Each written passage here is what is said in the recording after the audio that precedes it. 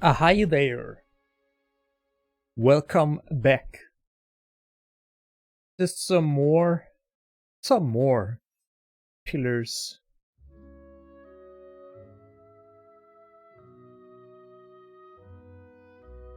Last time I talked about mods, and I think I talked about mods in all my previous streams as well. I like to browse the modding nexus a little bit, just a little bit. But there aren't a lot of mods because I don't know. Well, I think I know why there aren't a lot of mods. Because well, first off, this game doesn't exactly have modding tools, and but I think the simplest explanation is because it's not exactly a popular game. So there, there aren't really a lot of people making such mods, but the ones that exists are, I guess they're good. I like them, but what I mean is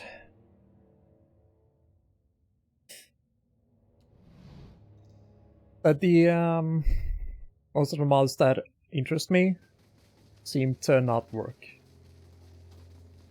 And that's sort of a shame.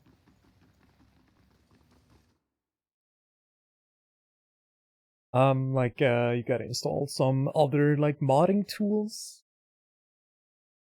and it just doesn't work. So a few mods that fix I feel sorry for whoever has to clean up this place. No UI, like the UI acts really strange sometimes, and yeah, that mod does not work. Well, I didn't mean to sneak up on you. Well, you seemed preoccupied. I'm fine. I suppose I've just noticed you acting a little, unusual lately. Talking to people who aren't there, remembering flashbacks of your previous life. I just want to make sure you're doing all right.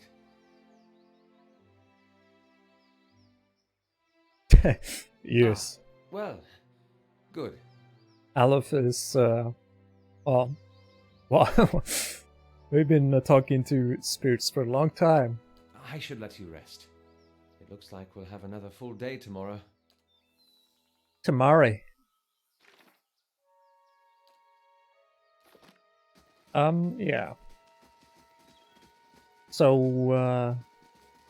what the mods I installed this time are, I was like small, balance or like readjustment mods for Paladin and Rogues. But I think it's mostly like changes the stats of like a few abilities. And nothing major. Because I think there's only so much you can do without the mod tools. So it's just going into like the because there are files that contain the stats for the classes and the characters and so on. So you just gotta go in there and adjust them all. Well, you don't have any paladins or rogues in our party. So we'll find out way later.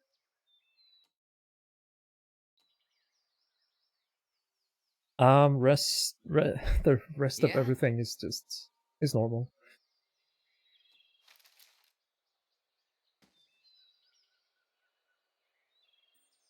Die. Forest lurker. Dead. Leave it to me!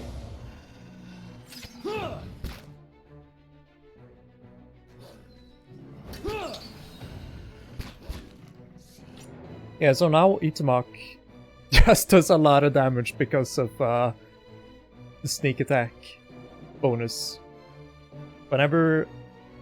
If enemies or units are flanked, you get a sneak attack bonus. Like if you have sneak attack, if you're a rogue, or if you have the sneak attack thing from leveling up, you get that bonus damage in so it is pretty great. Also, my character shouldn't use focus.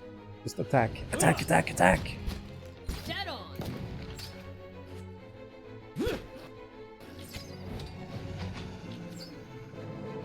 Itwak is such a good tank. At least now. I wonder if giving Adair the flail is a good thing. Greetings, Ethnomon. Good to see you. Continuing good old story game. It's gone good. It's gone good. Enjoying the quarantine, if you can say such things. How are you doing? I've been really researching, putting a little bit of effort into researching VR headsets because I really want to play VR games, you know, specifically Half-Life Alyx. And because this is Norway, the Half-Life Index, I almost said. The Valve Index is not even, it's not here, so we gotta make do. Even then, the index is incredibly expensive. So, whoa, where is this troll going? Leave it to me.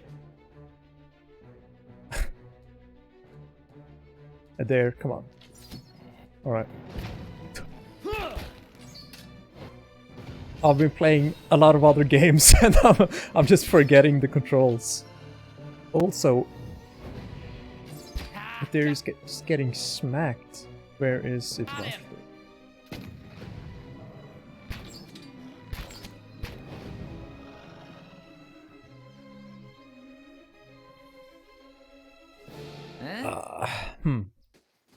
I'm really liking the armor, even though our main character has not gotten hit yet. Oh no shit, you're from Norway too? Or or somewhere close by. Oh yeah, snow in May.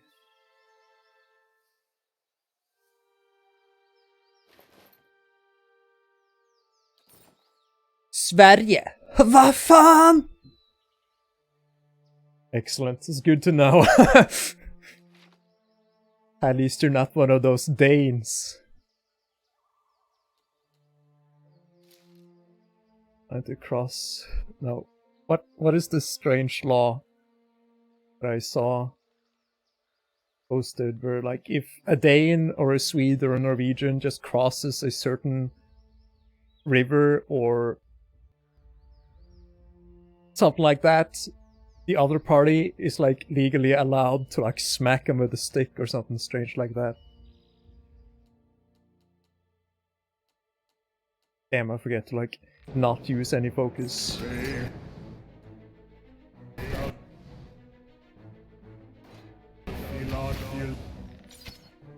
Again, my character just uses focus. I know I'm the one who is just forgetting to allow the usage, but excellent. Fuck you, Forrest. Troll. Loka. So good to have a good which is so nice to have a full party. What has the Dane ever done for the Danes? That one Dane, what has he ever done for us?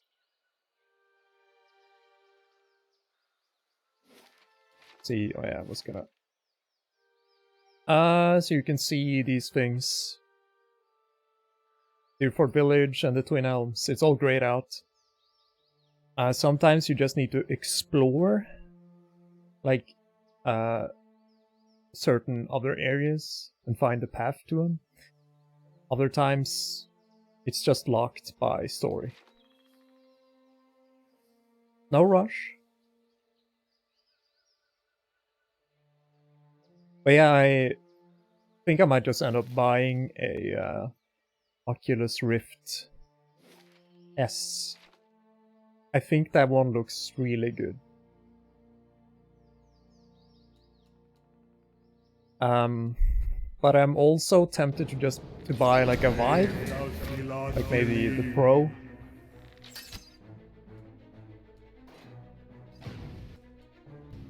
Because then you can get the knuckle controllers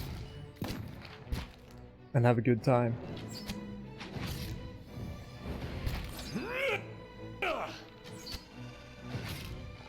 Because they work, I'm pretty sure you cannot jerry-rig the knuckle controllers for the Oculus or any of the other headsets. How much of a quarantine here? I wonder if we're doing the right thing. Oh Yeah? my god. Yeah.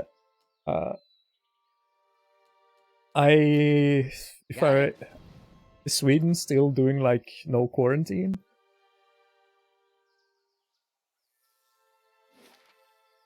Yeah, I'm really, I know I've seen like a few playthroughs of Half of Alex, so I'm like completely spoiled on like the story and, you know, the gameplay, but watching is entirely different from playing. So I don't really care, you know. I'm really hyped to ever finally get a VR headset. I don't get the hype around, well, maybe you're not supposed to get hype, but you know the VR headsets that are for your phone? I never understood those. That looks like, I mean, it is a poor man's VR headset, but still. No quarantine. Well, you can't have events with more than 50 people and stuff like that. It's like soft quarantine. I know Norway is gradually ending the lockdown or whatever it's called. I read a little bit about it yesterday, and it's gonna gradually happen over the summer. But again, the government said like, "Hey, don't," you know, things might change. So yeah, it's national nationaldag.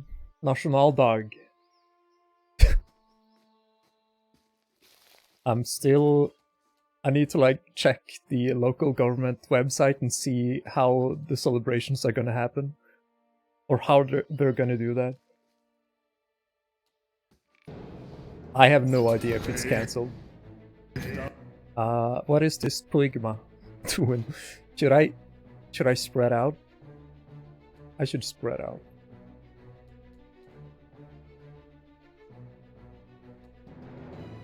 Sure. Yeah, Durians can take the brunt of it.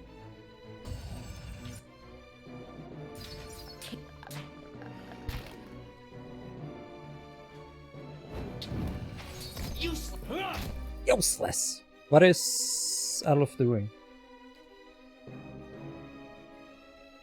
What is he doing? Oh, he's stealth, that's why he's really acting strange. This is, I mean, even if it's not cancelled, it's still gonna be a strange 17th of May. It's gonna be quite interesting. Huh? Yeah, like the bigger cities, they are gonna look quite different. During the first like couple of weeks of quarantine, it was very strange to go outside and like when I went to the store, there were like no cars on the road, or a couple of people just walking by. But I went to like a big mall, and there were just no people there. Well, you know, not no people, but hey.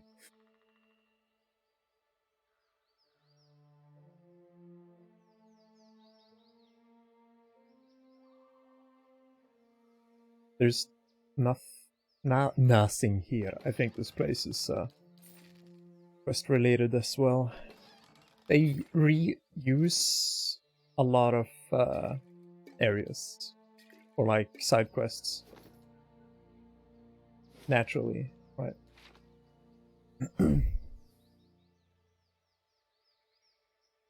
But yeah, I wonder how I actually haven't checked the Norwegian Corona tracker. They have they're just tracking a lot of like court cases. And my hometown is just completely safe. Like nothing is happening over there.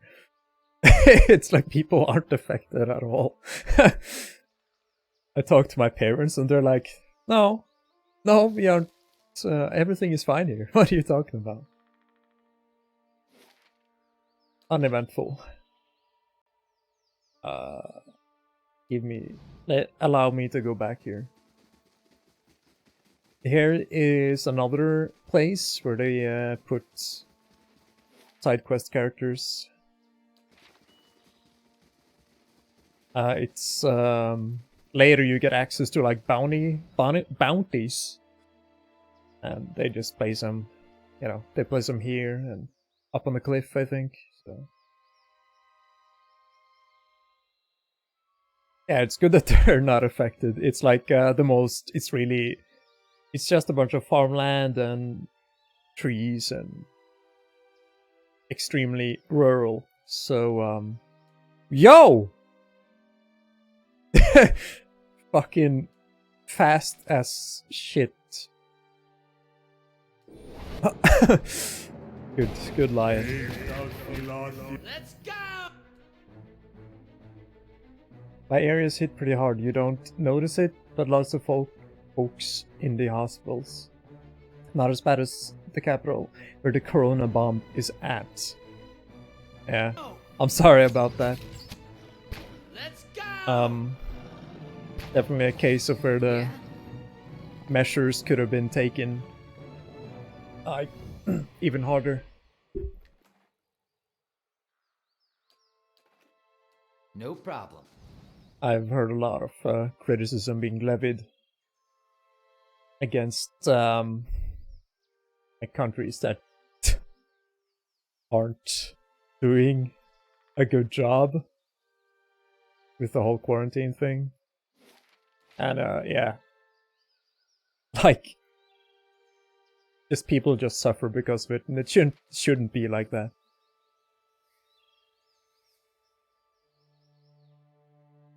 Exactly, like we're looking at Sweden like, what? Excuse me, WTF are you doing? Also, there's another backer thing. I think I looked at every one of them when I first played through, so we're not doing that. It's gonna extend this playthrough by hours. Not that my stealthing around is doing the same thing.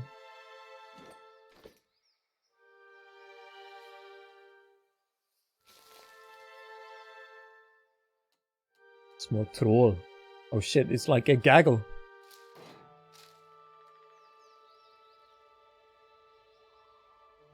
See if we can oh, these aren't workers, these are trolls.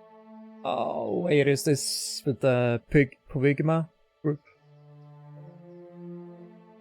I think this encounter is gonna be a little bit of a challenge.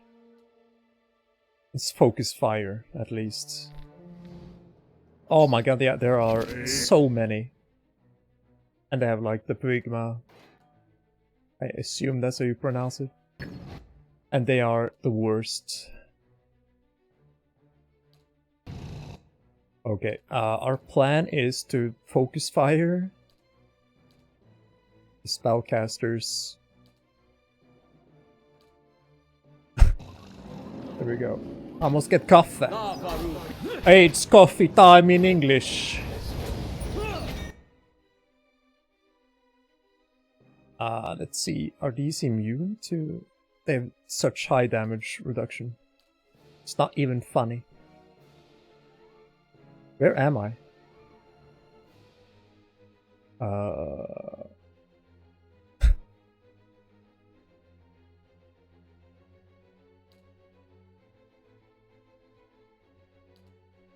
Still like casting. Okay, now I go. There I go. This thing. Yo! All rain blights. Of course, it's messing with us.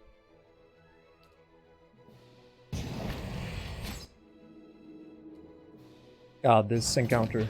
This thing isn't doing the job. No damage to the Pugma.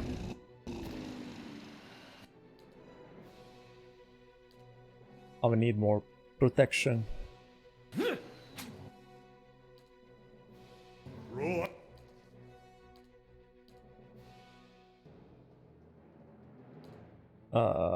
What else? What else useful do we have? This.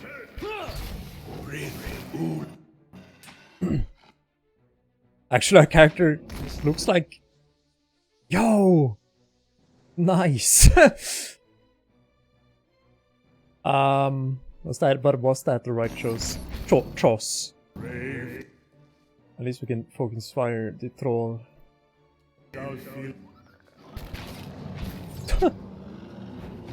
Wake him up. But they're like confused, yeah, and this one is still confused. Got it. This is kind of ridiculous.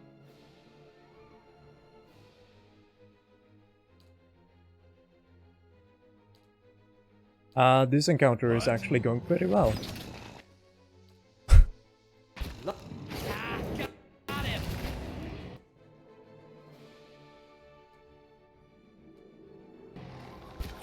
Whoa.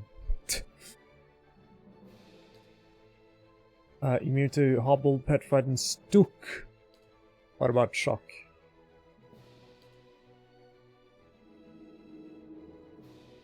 Wrong ability.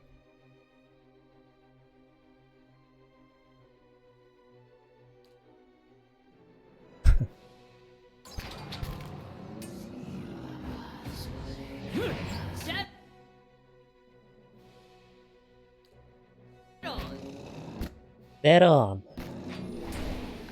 That's it. Okay, one Pygma. Soon down. What? I keep forgetting all the spells.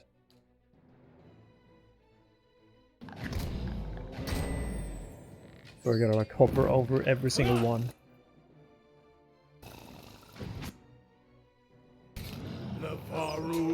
This thing isn't doing the job.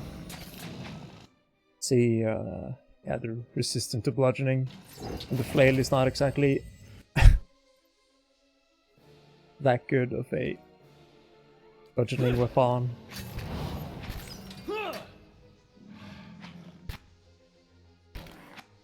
Okay. Wolfie boy. There. This thing isn't doing the Job. job. Okay, now my character's taking damage.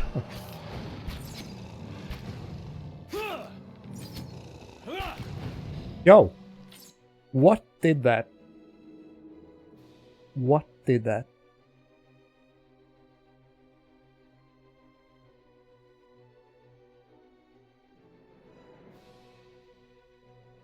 How? But it's dead.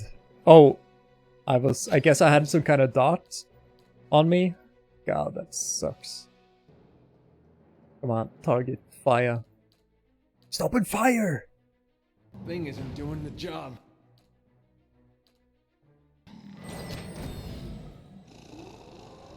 Like ghosts.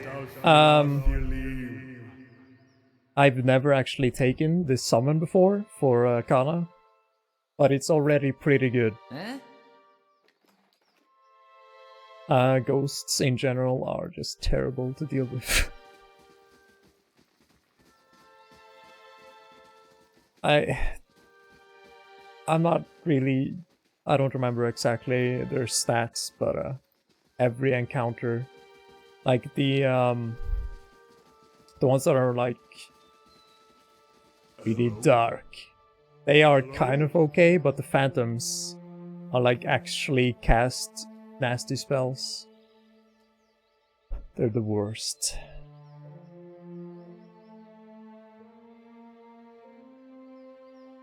There are animals up here, if I remember correctly. I think there's like a gaggle of lions. Cross damage, stunning, and shit is crazy. Oh, here we go. If I remember correctly, there are like loads more lions behind them. But goddammit, we're gamers. All our characters are gamers. We're just gonna get to it. Who should we kill first?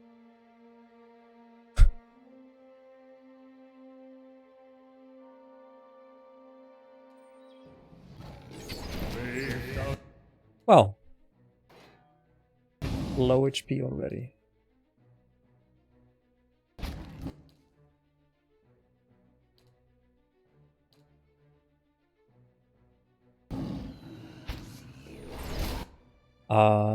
What's what's happening here?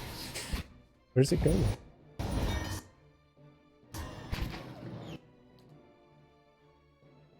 Okay, that's my character. Switch weapons. And it's dead. Yeah.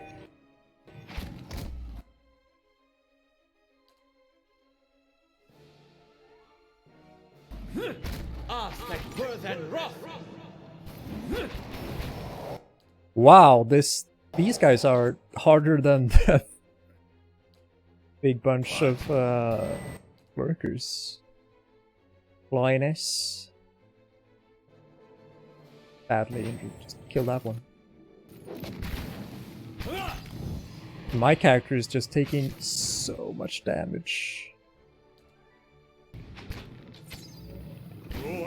Oh, I just swiped. Okay, well, don't worry, the skeletons have arrived.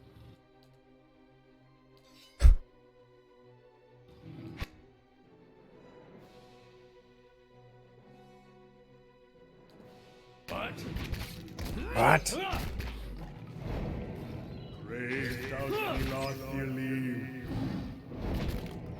Oh my god, an elf is not enjoying his time. They have so very little HP. Shh, listen closely, skeleton. You just kill one of them.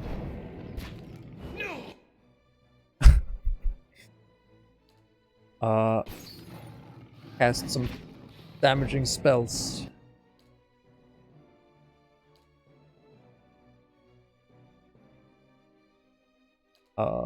Really?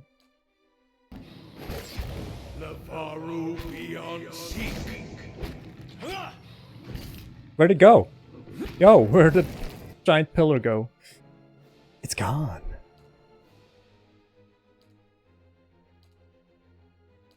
Either that was a glitch or it just didn't cast the spell.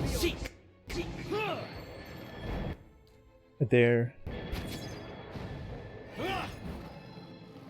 He did so much damage. But we did it. Ay ay ay. Yeah? Oh. Gör så ont. Waves are roughly chiseled into stone. They grasp at Andra's beloved moon like curled fingers. And unique weapon. I'm considering for the first time to give to have Sagani use guns. Just cuz. We'll see how that works out. We just need a good gun.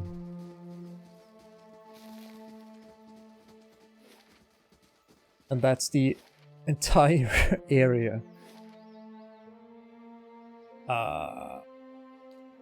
Let's just get into the city.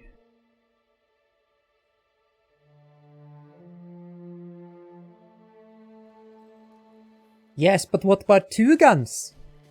So I do love that they added dual wielding pistols in the sequel. That's good.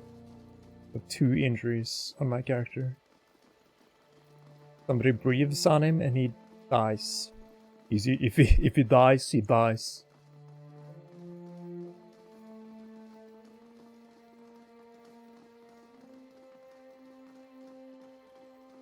Anything here we can rob?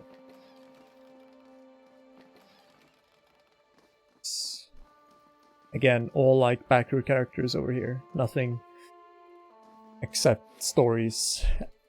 And who has the best story but Bran the Broken? Oh, sorry, I didn't realize that we are not allowed to, I keep forgetting. Lions Bay. Whoa. The city at the heart of the Deerwoods Revolution now seems on the brink of another. Refugees line the streets, homeless and hungry, displaced by White One's legacy, hoping for relief within the city walls, and finding none. Dissidents congregate to protest and to heckle, calling for an end to animancy and the ouster of their duke. The city's militiamen cast fearful looks as they patrol the streets, their hands trembling at the hilts of their weapons. The capital of a country that had not long ago incinerated a god now appears to be a spark away from sharing the deity's fate. I have a question. For God! Oh yeah, I mean, such a shame they just stopped. Defiance Bay. If ever there was a dry field in need of a cleansing flame, you have found it. Such a shame they stopped making more Game of Thrones episodes. They just stopped at season 4. I'm just hoping Mr. Martin finishes his books. And that they're not, you know, disappointing. Greetings. How it should have ended. I actually played through the Banner Saga, like the 3 games, around the time when the final Game of Thrones season was released. And that was a good decision, but because the Banner Saga has a really good story. And it was just so good to have like a good game to like a good story to offset the terrible story that was the final season of Game of Thrones. So you know, I also really liked the mythology and the Scandinavian cultures that game has put into it. I think it's made by Texans as well. Like the development studio is based in Texas, if I remember correctly. I think the combat in Banner Saga is perhaps my least favorite. I don't think it's bad, but I can definitely see that gameplay not appealing to everyone. So here's like a protester, I think. So yeah, I mean, you have White One's legacy just ravaging this entire country, and people are just mad at everything, but they're mostly mad at animancers who look into matters of the soul, because as I mentioned previously, like you can actually, the soul is a very real thing. What are you doing out here? Gestures at the crowd with buzzes with angry chatter, trying to get folk to see reason. We're in the midst of a crisis, and instead of purging the nefarious forces from our city, the Duke is granting animancers dangerous liberties. There are 2 peacekeeping forces in the city. There are the Dozens and the Knights, the Crucible Knights. What do you know about animancy? That's a really good question to ask the first guy in town. I know, like, what do we expect from the guy who obviously hates animancy? Study and... Alright, so... it's a study and manipulation of essence, which any sane person will tell you is the purview of the gods. The Edirns at least had the sense to outlaw it, which is the only good thing you can say about them. It's not like magic chanting or soul readings those ciphers do. It's been around since ancient Engwyfin times, which is why you'll see animancers tinkering with old Engwyfin artifacts. Half-truths, all, but he's an enthusiastic performer, I'll give him that. Shakes his head. Trouble is, the animancers got no idea what half of those artifacts actually do. Not that they'll admit it. And yeah, Aleph confirms that that is true. It's really hard to... The Engwyfin machines are aren't easy to find answers to. Tell me about the Duzen. Taps his chest.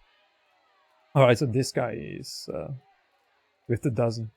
We're an organization of interested citizens who want to free Defiance Bay from the dangerous influence of animancers and the tyranny of aristocrats who support them. We also consider ourselves a militia of sorts, seeing the Crucible Knights a little more than a flock of preening nobles in training these days. Just like the militia, the dozens, except for the training, and the discipline, and the code of honor. His eyes gleam. We're always looking to expand. More people see things our way, the better for the state of the country. If you have any interest, in hearing more, stop by Ahmed's den. Sometime the expedition hall. A lot of free thinkers in there and can set straight the nonsense of the nobles and the animancers. Set straight all the nonsense the nobles and the animancers want you to believe. Might even be some paid work in there for the motivated types. Yeah, so that's how we can earn money. And we have to talk to those two groups at some point. Tell us about Defiance Bay. It is the capital of the Free Palantiat of the Bearwood. Started out as a capital of the Adirian colony, but we booted the Flaccid Scepter from these lands 150 years ago. And here we get a lot of lore about the districts. So yeah, there are 5 districts. And here we are in the market district in the Copper Lane.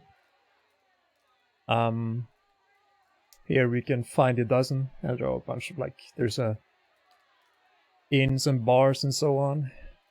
Kinda laughs. Eerie indeed. Might just be less so if more Kith stepped inside. Perhaps we ought to visit Fira just to see what mysteries are revealed. Tell us about Brackenbury. That's where the nobles live. And there are a couple of houses there we want to visit at some point. Tell us about the First Fire. First Fire is where the palace is, basically, and where all the politics happen. Tell us about Onra's Gift, which is the docks. The docks. Heritage Hill is... It has a Griffin building there. And it's kind of messed up. And it's also been shut off. It's been quarantined or something. Very relatable.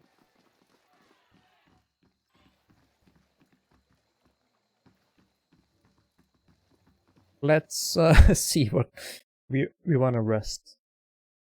So let's do it.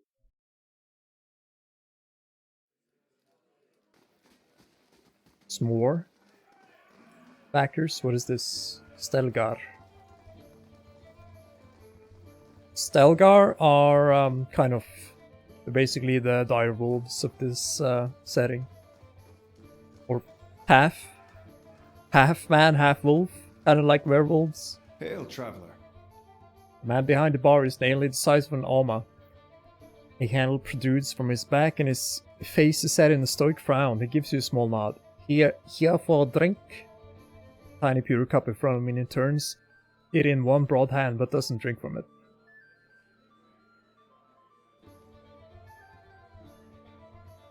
Kinda weird, this town is supposedly at the brink of chaos, but you don't really get that feeling. Seems pretty chill to me. Yeah, I think that is a result of this game being kickstarted. Maybe them not having enough money. I think even after after shit hits the fan, it seems pretty chill. Tell me about yourself. Name's Bishop, and he was a scholar of Beowulf.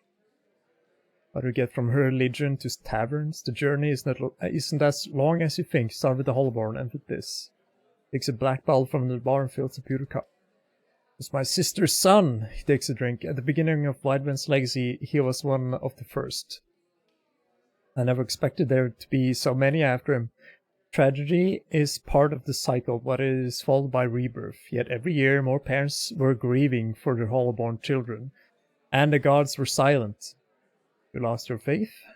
He leans forward, crossing his arms at the bar.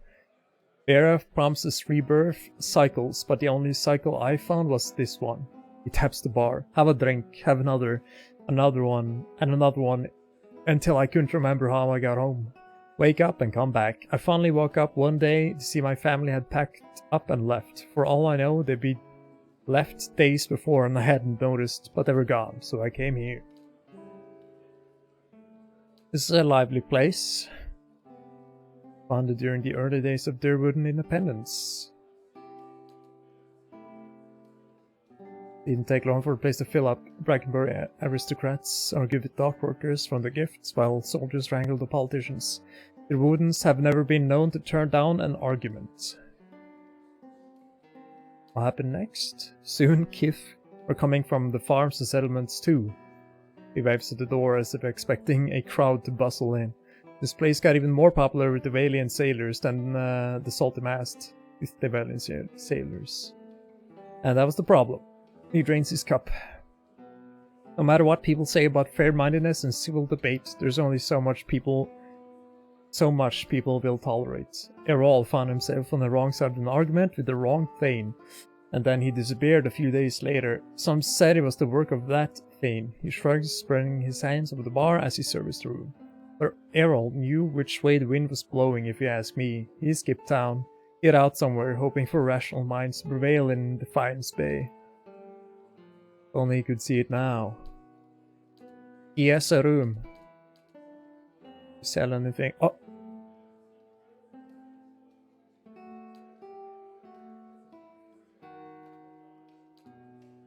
Of course we want the dog.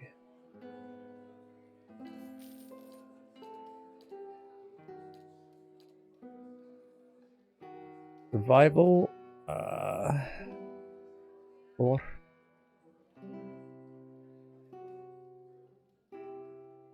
Vixen's Burrow. Why not? Of course we want the Labrador.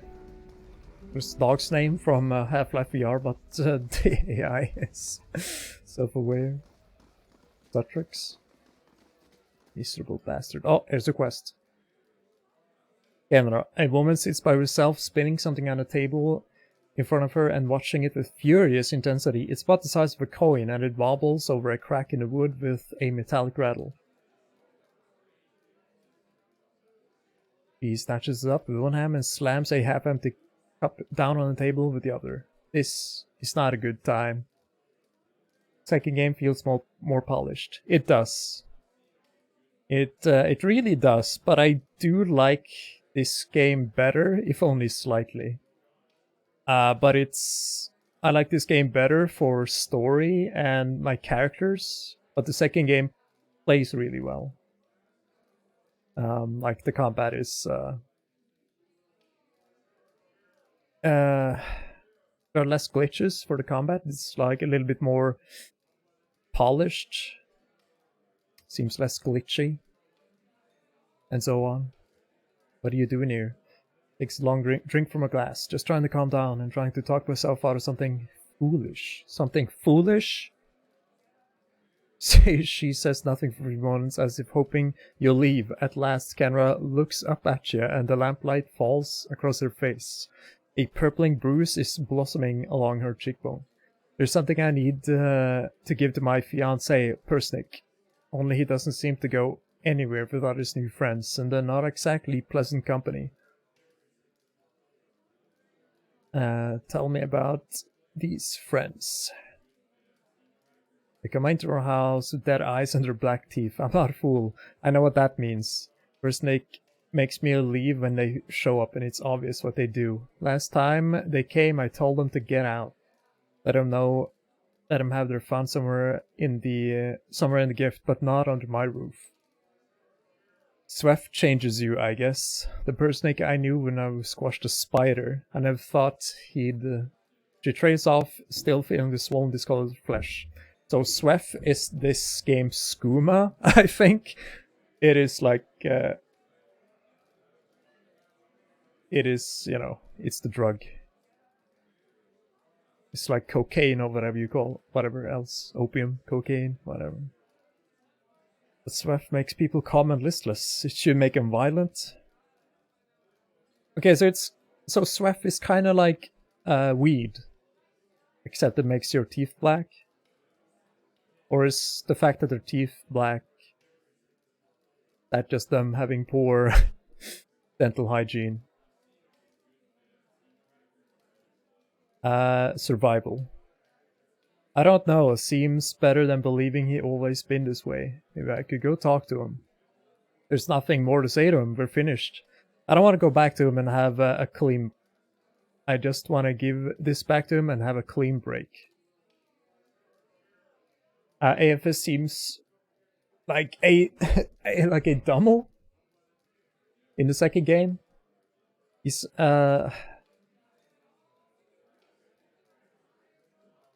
he has like a one-track mind in the sequel, but I think pretty much whatever you do, you will always have the chance to like change his mind about what he's actually doing.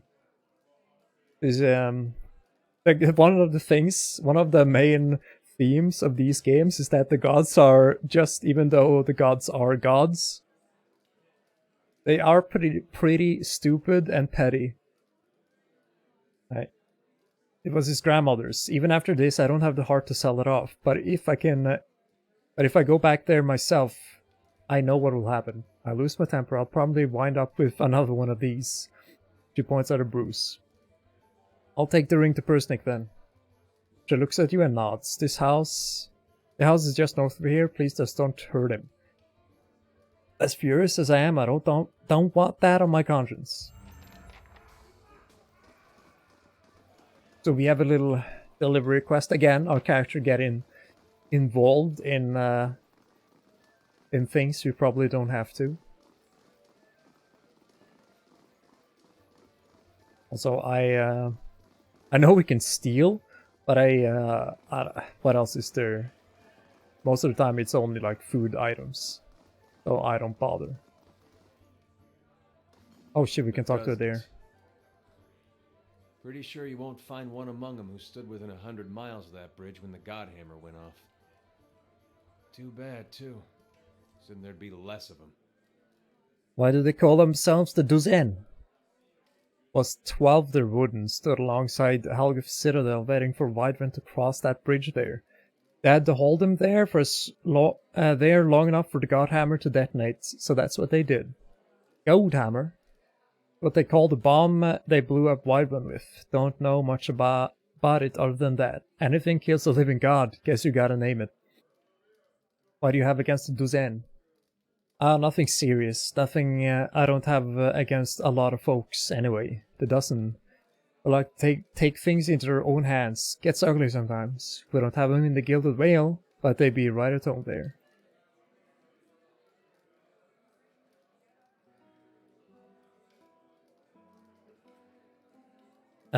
They picked that name so they could do what they wanted and feel like it was right.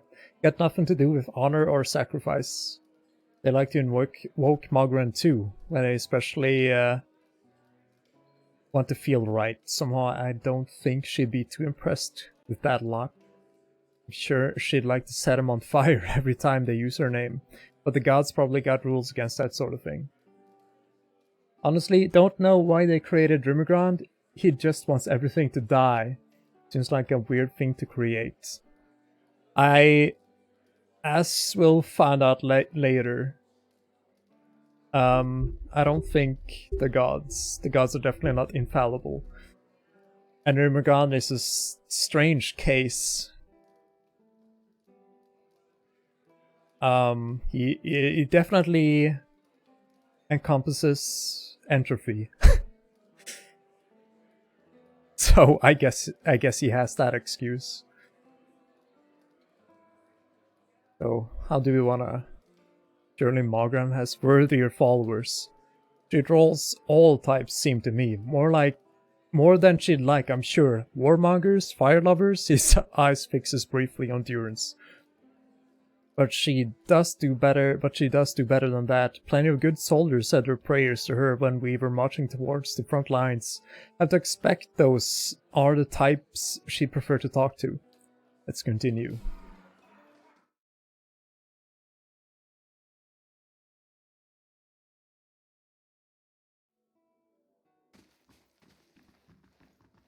I guess if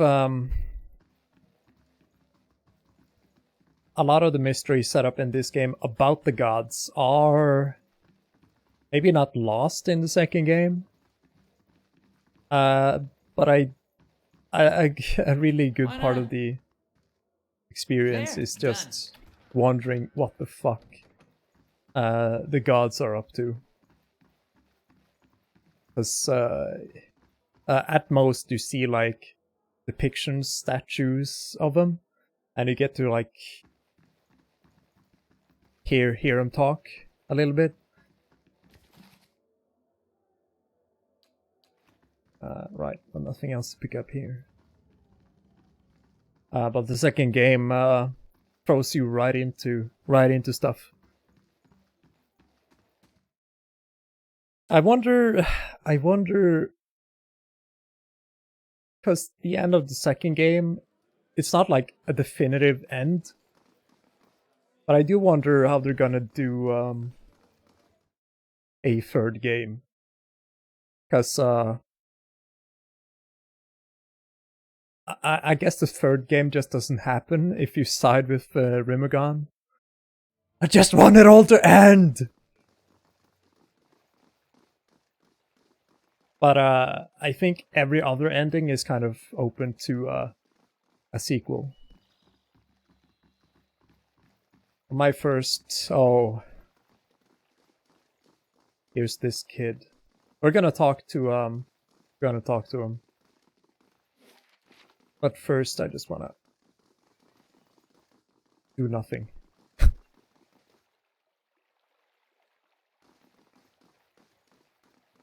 Gordy. Lord.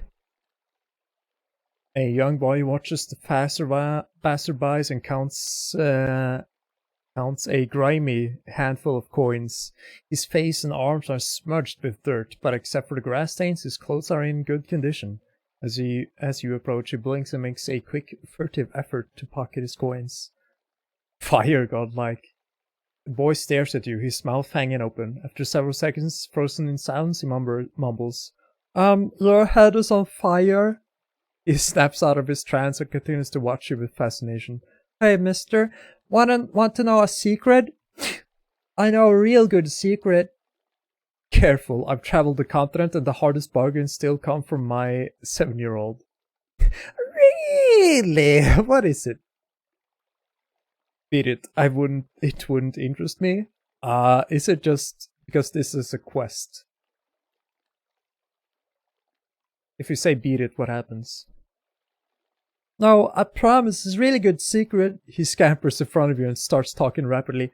I know this place where people hide things, really special things. So you help me, I promise I'll show you. Help you with what? Gertie's voice suddenly rises in pitch and tempo. The Crucible Knights have these daggers made of March steel. It's the best steel around, except for Durgan steel, which doesn't count because no one makes it anymore. And this kid wants me to get a weapon for him. Just a dagger. And he just loves March steel. I don't know. I know plenty about daggers. I really want this one. So I used to have a knife when I was his age. I don't know a better way to learn what you should and shouldn't stab. I say we give him a chance. Oh my god, I love how we get negative reputation. Sounds reasonable. Can't have a dagger, you poke your eye out.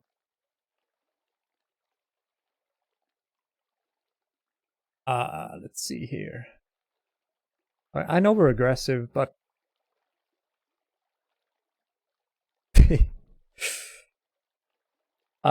sure, we might have the money to spend.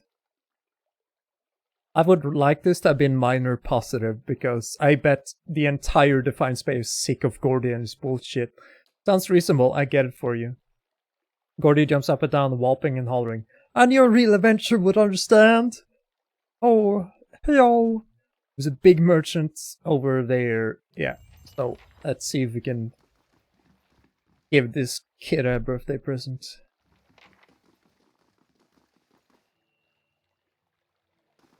But before that, let me show you. Would you look at this? Some secrets. I actually keep forgetting about these. These are summons. These are per rest summons. And I keep forgetting about them a lot. Also, my game... in this area, my game runs so slow. I don't know why.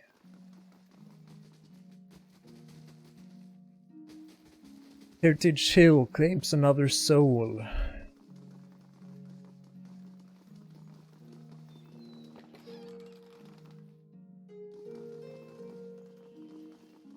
We're gonna talk to the traders real soon. I just wanna... I forget details every time I play this game, so I'm just gonna quickly check for secrets.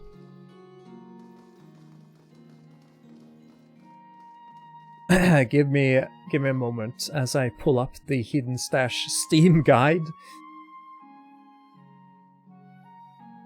Woodend Plain.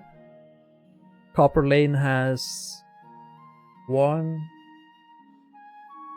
And it has a couple more secrets some other place. Alright, so let's... well, this guy has like a wagon full of swords. Come take a look. Let's ask him about... wait, what? Ask him about March Steel. Just like the Crucible Knights use. Let me guess, you've been talking to that kid, right? I'd be tempted to sell it to you anyway. Let the little rascal learn his lesson. But Pack of Adventurers already took it off my hands. March Steel dagger is only given to Crucible Knights. How did you get your hands on one? Smartass? Ignorant pauses mid-polish. His cloth sewing over the blade. Whoa. Oh, whoa. We're in public, dude. A lot of steel passes through my hands, friend. I don't make it my business to ask where it all comes from.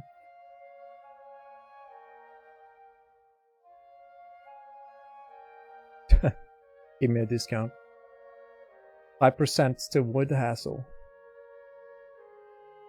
Tell me more about the dagger.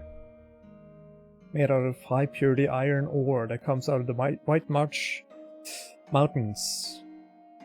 Traditionally, the smiths at Crucible Keep has smelted it into daggers and swords, which they give to their knights.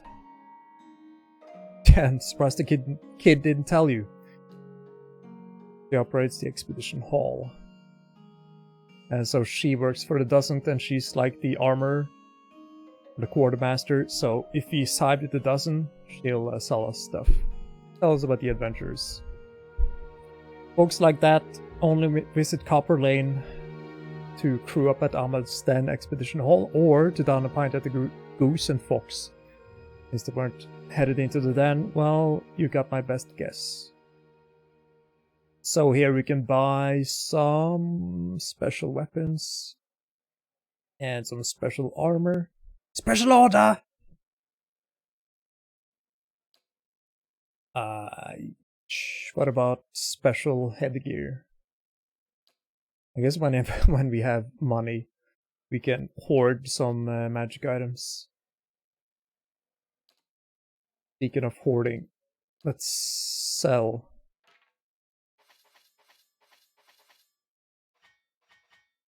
In the early game, I usually leave at least one weapon, because you never know when you might need something to get past like defenses.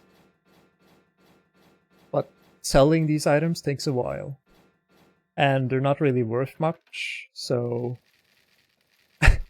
the game you're not meant to make money by selling items like this. That's what I mean.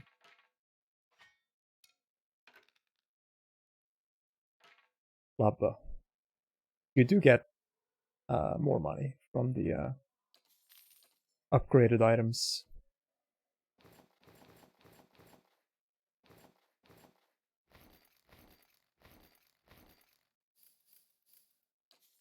Go.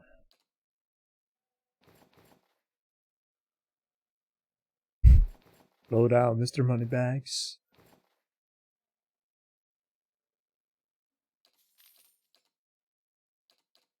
Alright, so now we have some money.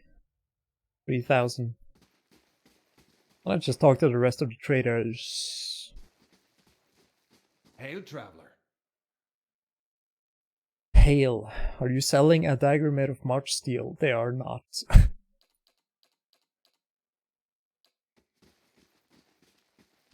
Welcome. Are you selling a dagger? Nope, she is not. But she is selling rings. Oh, this is a interesting ring. That costs a lot.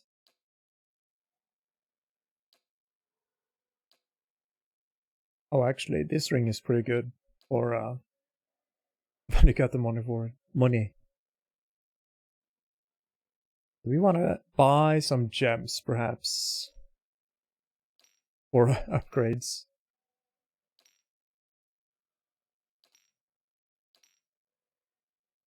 Yes, that's worth it. Speaking of upgrades, enchant. So this is, I don't remember if I've shown it off before, but you can, this is how you upgrade. You just need materials.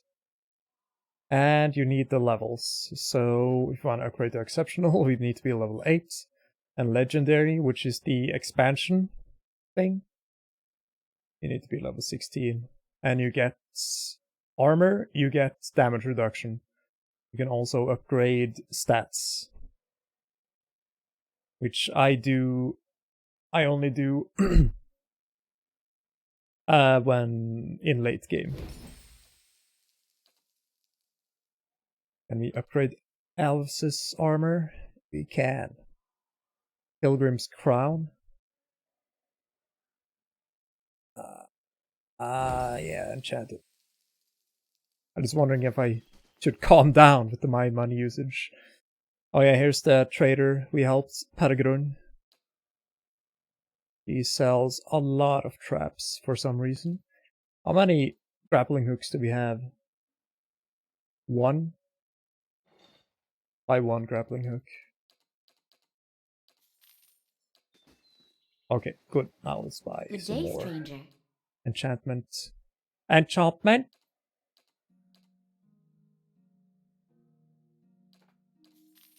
Go. I think it is pretty good to have some damage reduction. Upgraded armor. I usually don't enchant the stock standard items, because you get unique items eventually. All the magical stuff costs so much. They do, but when you get into the mid game and late game, especially with all the extra content and the expansion content, I don't think money is an issue. Let's see. What is this potion again? It's power. And there can have that. Alright. You can also check the map to see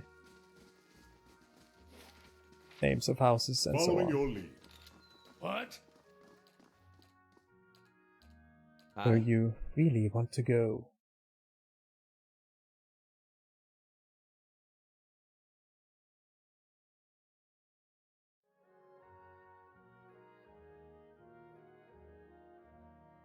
Let's see. So yeah, this is Firstnick. Firstnick's house has now become a crack den.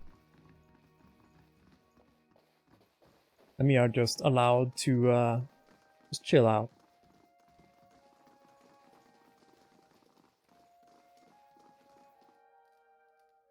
And turn right back around. The lower floor is all yours, but nobody goes upstairs. Why not? Because you'll be breathing down through new holes. Any chance you could look the other way? Okay, so we're gonna go up there soon. But first, let's talk to Persnick. Do. A man before you flashes a toothy and rather unpleasant grin. Well now, a new face. Welcome, friend. Name's Persnick, and this, he gestures the room around him, is my humble abode and place of business. You're here to do some business. What is your business?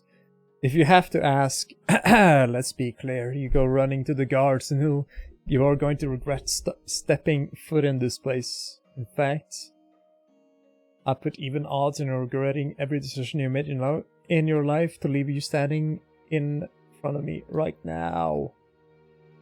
Stay smart.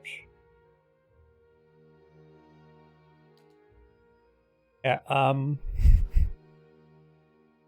you have the coin, I have the SWEF. Let's just be... What is SWEF? You're serious? SWEF is worth every pound, my friend. It is incredible. Yeah, it's like weed, except this game makes it seem like SWEF is kind of...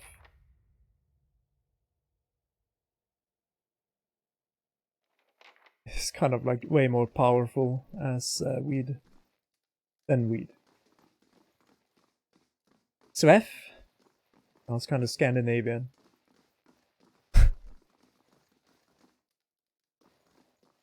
Maybe, kinda, sorta. Sven or SWEF?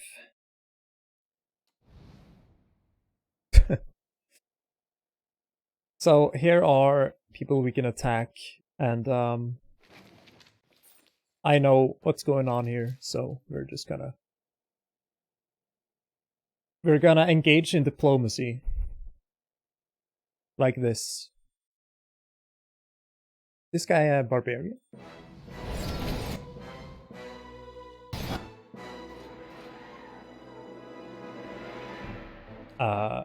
Right.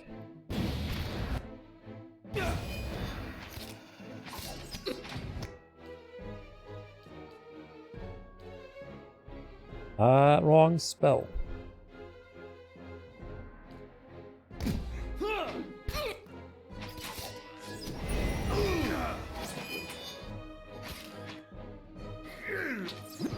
Yeah.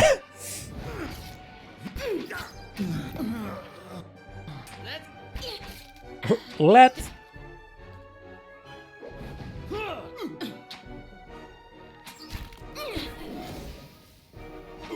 Yeah, no problem. Where the drugs at?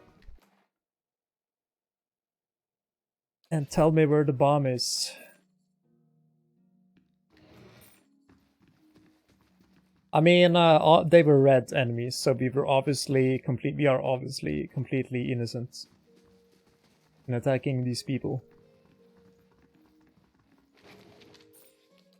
And taking all the coins.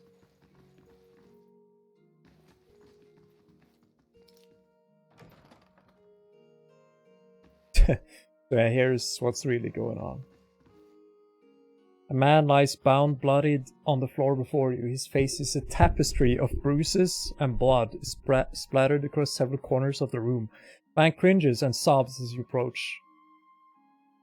Gods, please, please no more. I can't take any more. I'm not here to hurt you, yet. You're not? Oh, pray spare if you're not one of his men, are you? Please, I don't know who you are, but my name is Persnick and this is my house. You have to help me. Then who was that downstairs? It's an imposter. Some wizard named Nidrid. Nirid. He came into my house, tied me up in here, tortured me, and now he and his men are eating my food, breaking my things, selling SWEF inside my house. He blinks. Turned up all of a sudden. Whatever you're holding back, spit it out or I'll pry it out of you. Persnick looks away, unable to meet your gaze. I may have hung on to a tiny portion of my supplier's share, but I needed that money. Ah! Ah, they're a swift dealer, eh? What happened? He sent over the wizard, Nereid, the man downstairs, to make up for lost copper, I guess, and to hurt me while he was at it. Feel like it's been days. Why should I help you? Because it's the right thing to do? I don't know. I don't know what right thing means. Okay, hey, look, Nereid took all my money, but he still has it. If you kill him, he's bound to have most of it on his person. You can have all of it. Maybe. You know, you had me at kill. I'll do it. Oh, thank you. I'd help if I could, but my state, I'm probably just gonna slow you down. Yeah, so, an imposter, a wizard imposter. So this is, you know, this disguise not self.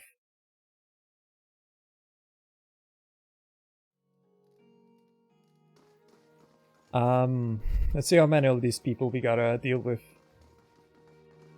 as we get involved.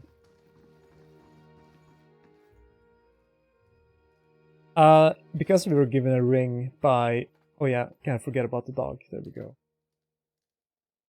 By the lady.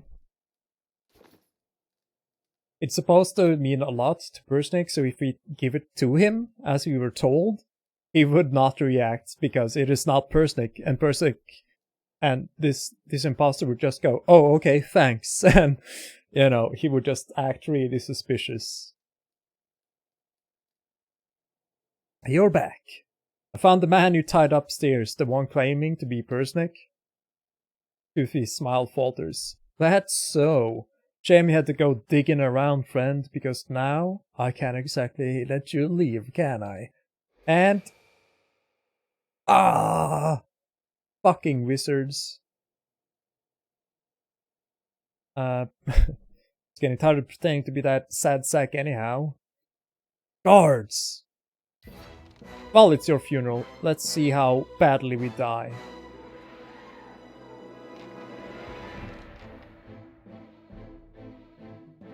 Okay, what spells do we have available?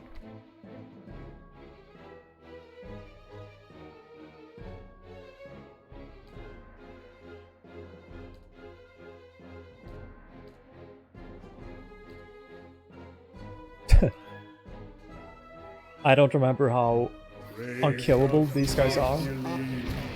But Nereid is fucking already dead. Holy shit. Let's hope we can keep it up. What is happening with Aleph? He has not cast a spell. Can't he reach? I don't think he can reach. That's why he's not casting. Indeed. Whoa! Stop! Nereid staggers back, holding a bloody hand in front of him. I give up. Just leave and I'll go peacefully. Alright? Too late. Get back to work. Alright, so that's it. They're all dead.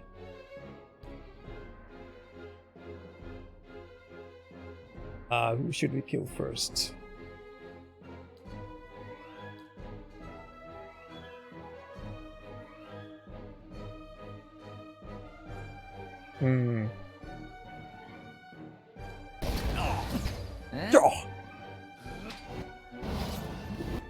Oh, I keep moving out of disengagement range.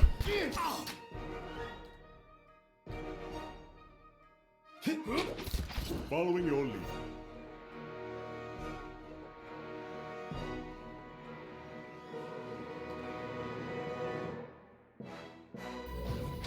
Yo. Hit chance is so low.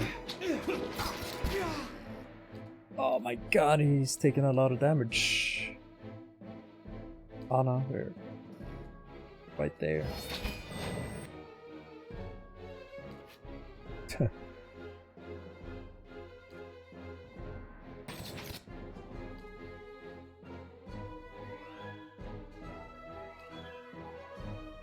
Let's paralyze. Yeah. Oh, paralysis is so good. Everyone just dies. Excellent. Consider your lives saved, evildoers. Oh, wait. Oh, whatever.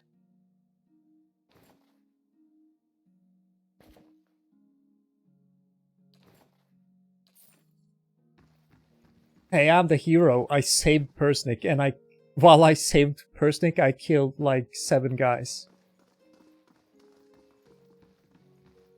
Alright, I was, remember, we need to test if we can just attack people. Oh, just dead. Oh my god. Everyone is dead. I'm here. But there is no point though, because we don't get any XP really. Yeah? They just... See, do they have any Swift though? No problem. Where's the Swift, man?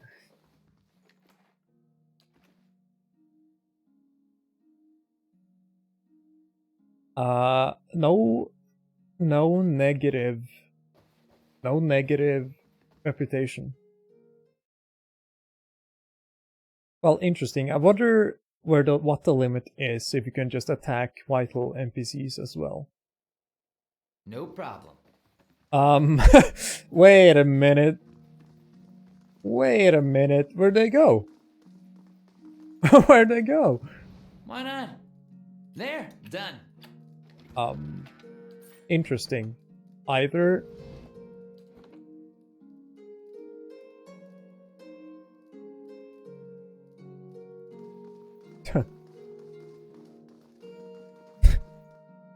This is like saving and loading in Stalker. Saving and loading just fucks everything up. You're just stand there, come in!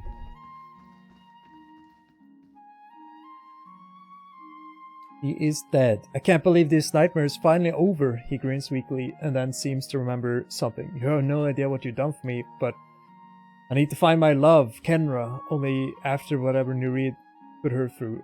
I'm afraid she won't give me a chance to explain, but she might listen to you, please. She must be in Copper Lane somewhere. It is the only place. And so on and so forth. Please don't tell her about the Swift. Well, what I do, I could make it worth you a while. A discount, perhaps? A discount on, Swift?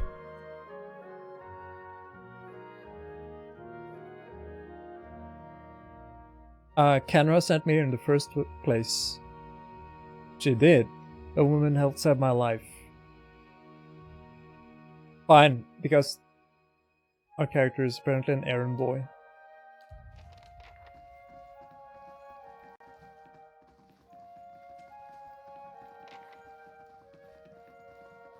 I mean, he was taking a cut out of the drug thing, so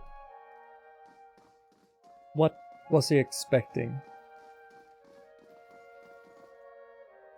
If they found out, which they did, and now he's like paying the price.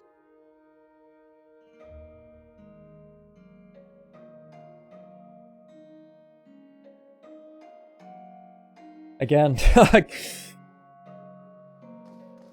I guess like Persnick and the woman would be worse off if we hadn't done anything. So we are kind of being a hero. But we have the choice to like... It's like, yo, your girlfriend doesn't want anything to do with you. Or, you know, we can fix things. Even though the GF seems to be very fed up with the guy. Anyway.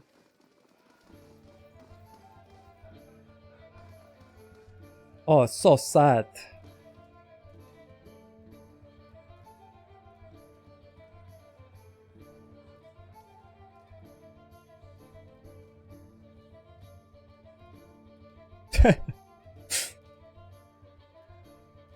Minor positive. And what happened to Persnick? Did you give him the ring? Sure, let's be honest. I had no idea. Persnick, he...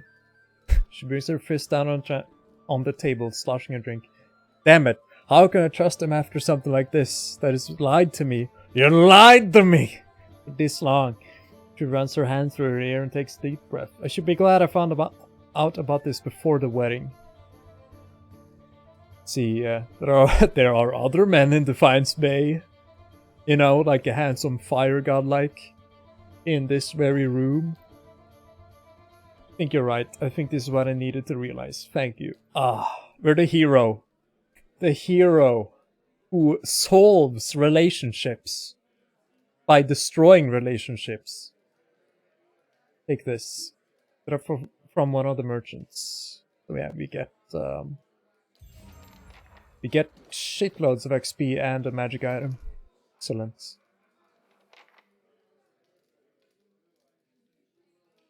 Intellect and resolve. Who needs intellect and resolve? Durance needs intellect.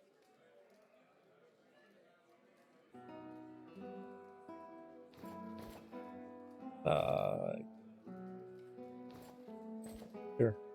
Let's do that.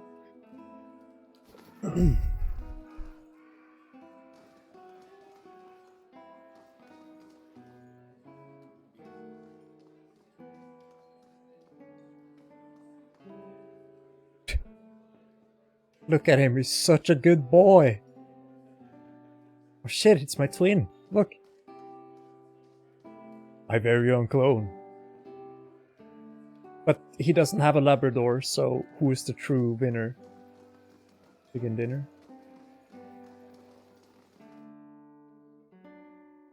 It's my clone. I was cloned, baby. Let's see.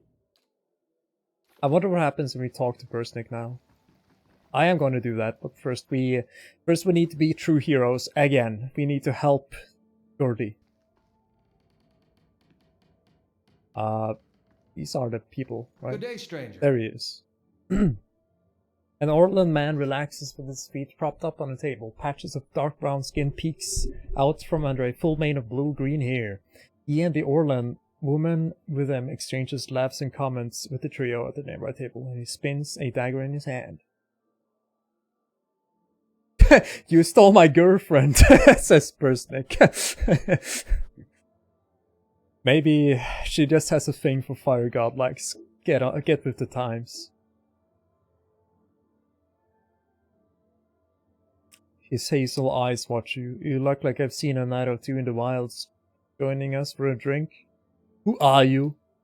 Name's Two-Tone Weasel. The lady next to me is Key. We've had our fun with the expeditions, but we're hoping to enjoy a little peace and quiet for the next few weeks anyway. I can't wait. If I ever get to the end of this game, like on stream, and if I ever decide to stream the sequel, I am so looking forward to the fact that I don't have to narrate every single like stuff like this, because I think they voiced just about every character in the sequel. I'm Dreadshot Thaden. This is Herde and Ilfa. We were part of a separate expedition teams, but we both suffered losses and decided to band together. Beasts, barbarians, biowax. It's a dangerous time to be an adventurer, but a prosperous one. Come on, man. You're not like the only adventuring party in town. Next table, Thaden raises his glass, and here's to many more prosperous journeys. Yeah, he says that, but I want the March Steel dagger. He displays the blade on a flat palm. I did, and it's a fine piece it is. I don't know of any more circulating the city, outside of the steel in the Crucible Keep, of course. How much I was trying to get for a kid named Gordy? A kid? This isn't a toy, you know. Get him a wooden sword. The Orland woman leans over and punches him in the arm. Come on, Vexel.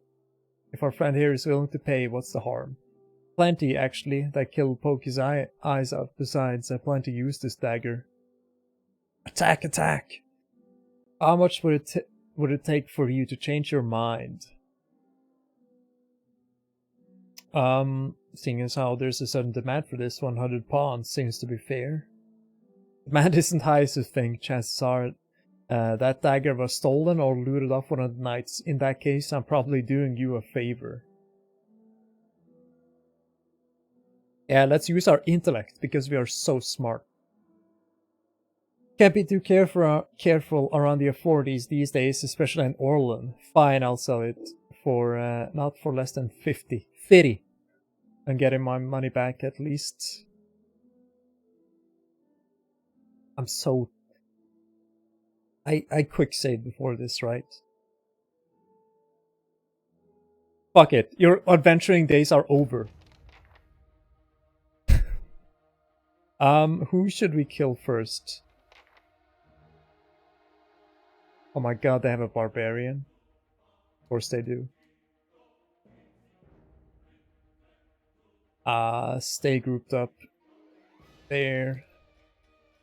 Buff everyone with some armor.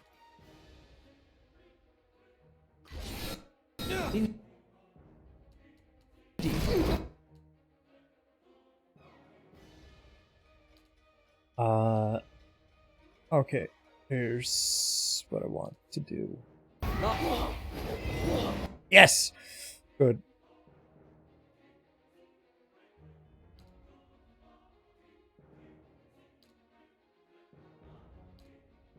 Yo, this should be defensive.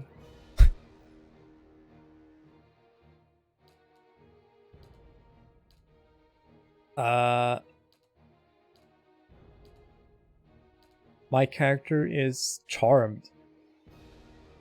Fuck. That sucks. Charmed is the worst.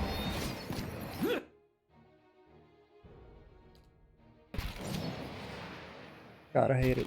That's not very helpful. Yeah. Shoot. Shoot. Don't just stand there. Shoot!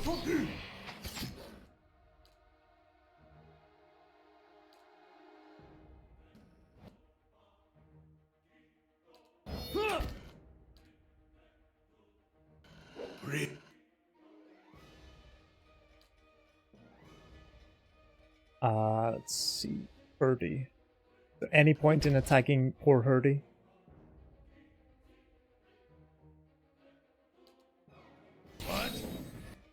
Whoa! All barbarians are too good.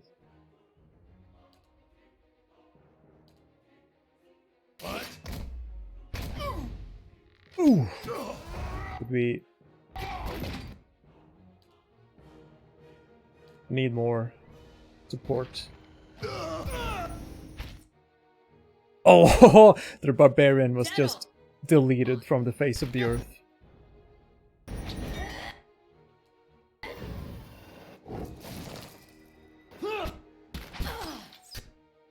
Does this ghost have any abilities? No, it does not.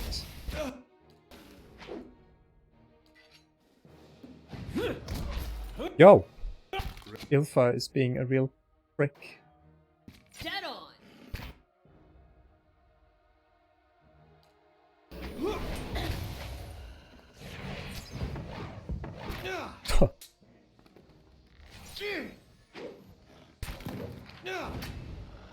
Can't get a good shot with this.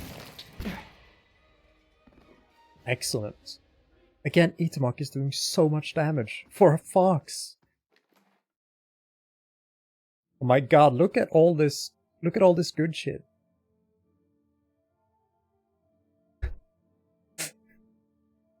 Why did you kill those guys? Come on. They wanted 50 copper. I'm not made of money. Did we take any reputation hits for doing that though? Feel like we should have. Right, so we got our dagger. And we got a gun. I mean, look at all this currency that we have to spend on other things, like our keep. But yeah, I've been diplomatic in every other playthrough, so this is just me This is just me doing something different.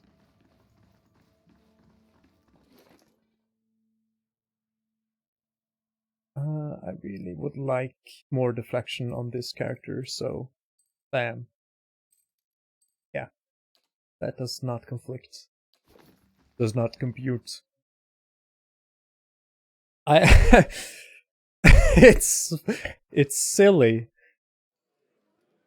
We're getting a dagger for a kid. So let's kill 6 people to get it. Well, you know, depends on how you look at it, depends on how you play the character.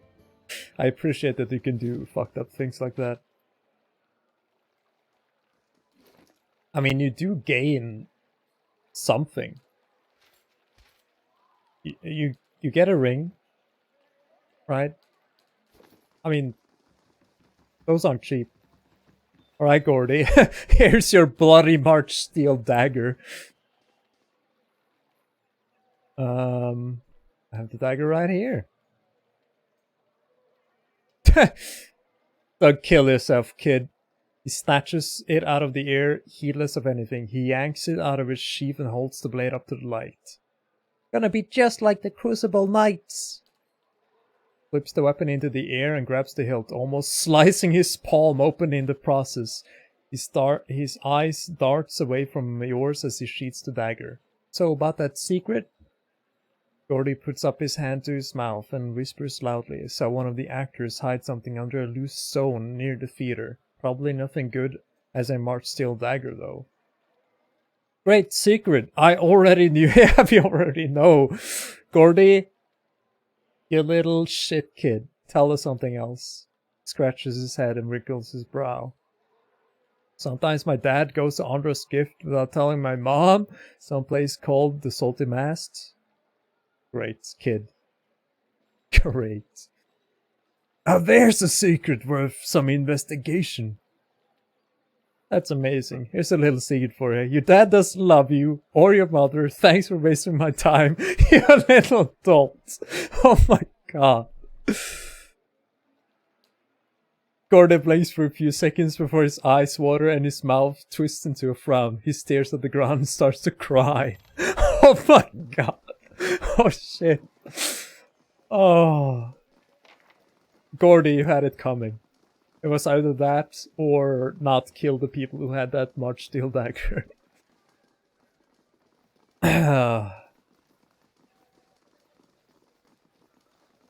And you're adopted. Oh, fuck you, Gordy. That was fun. My second playthrough, I just ignored Gordy because he was, you know, obviously just trouble. Dalton, who is this guy? Elderly man paces back and forth, taking short and hobbled steps. His gaze is distant, and beneath it are dark rings of many restless nights. He appears to be having a conversation with someone who isn't there. And the way you fought, cutting down 2 at a time, we shared quite a victory, you and I. Watch where you're going, you babbling old fool. Who are you talking to? The man looks up at you, startled. My, oh by the flame, for a moment I thought I heard her. He puts a hand on his chest, catching his breathing. What ails you? Just the memories of my youth in the North Watch Rangers, trials and adventures from a lifetime ago, shakes his head.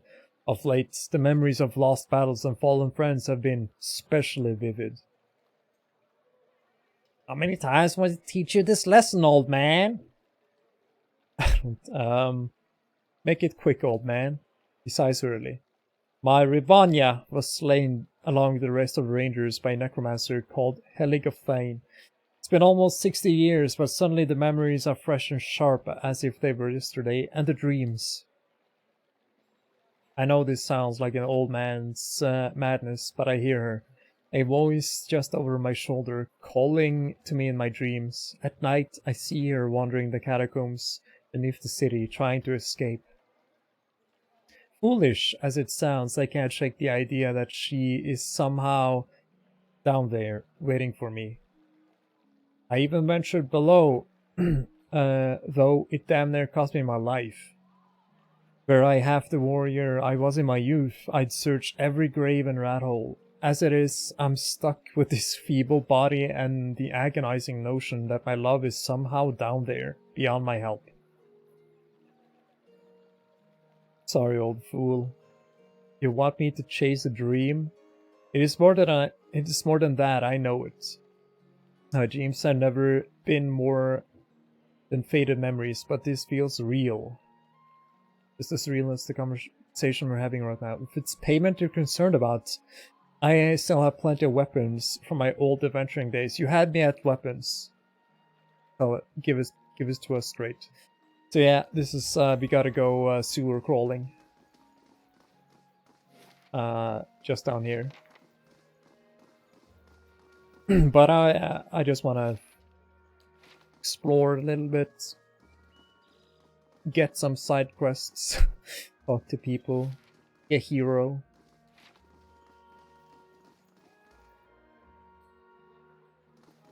I noticed that I'm quick saving a lot, and I think it's a leftover from just other games that are particularly punishing if you're not saving progress. As in, it can crash. It I'll take a can, look. This won't stop me for long. you know, checkpoints There, done. can be infrequent, and so on. I completely forgot what's in Good here. day, stranger. Orin. Alright, by Vale's eyeless face, you're one short ogre. Well, why are you green, and how are you getting the ducks to keep flying around like that? So yeah, this guy's tripping balls. Let me guess, you smoked a lot of white leaf? Or how did you get your hands on some snowcap? Claps his hands and laughs. Snowcap! Snowcap! So few people know Snowcap, much less ogres. He beams at you and nods his head. Skinniver? You're a Skinniver? He nods. Yes, I am a Skinniver! I read books, I write books, I once ate a book, but only because it looked like a sweet pie, or perhaps it was a sweet pie baked to look like a book. Interesting. Oh, I'm also a collector of herbs, flowers, plants. I sell them. Mostly I eat them. I ate them. Tell me about the dormitory. This is where the Skynivers who work at the Hall of Revealed Mysteries sleep. So yeah, this is pretty much what it seems like. A drug den.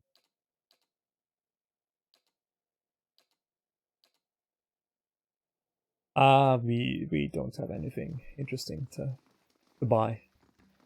He doesn't have anything interesting for us to buy, I mean.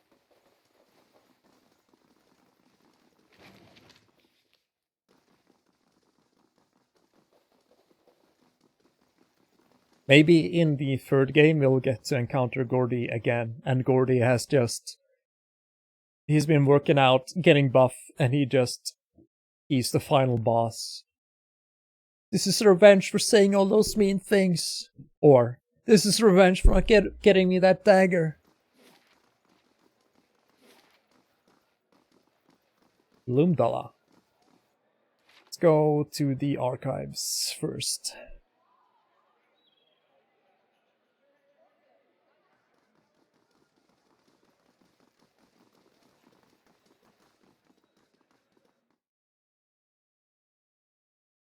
I love that the different factions are pretty much all based around the gods, so as we enter into the library, While sort of. away hours in here, if we had the time, of course. Do we? Yeah, so this library is pretty much... They worship the god of mystery, mischief, and knowledge. Like, something like that. Vale. Vile? Hail, traveler. Woman barely glances up from the tomes on the table as you approach. You're welcome to broach the stacks, but mind that you keep your voice down. This is a temple still, and Grimda does not tolerate disorder. Who the hell is Grimda? Why, she's the High Archivist. She's one of the most accomplished scholars alive. Nothing goes on here without her knowing about it. Almost nothing, anyway. You should tread carefully around here. Tread lightly. This is a temple?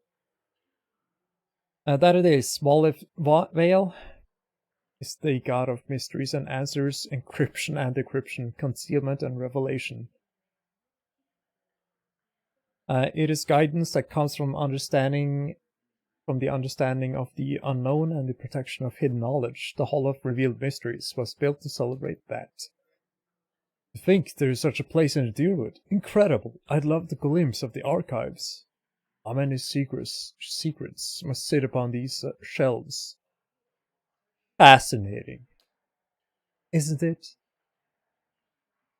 Temples dedicated to Vile tend to hold vast stores of knowledge.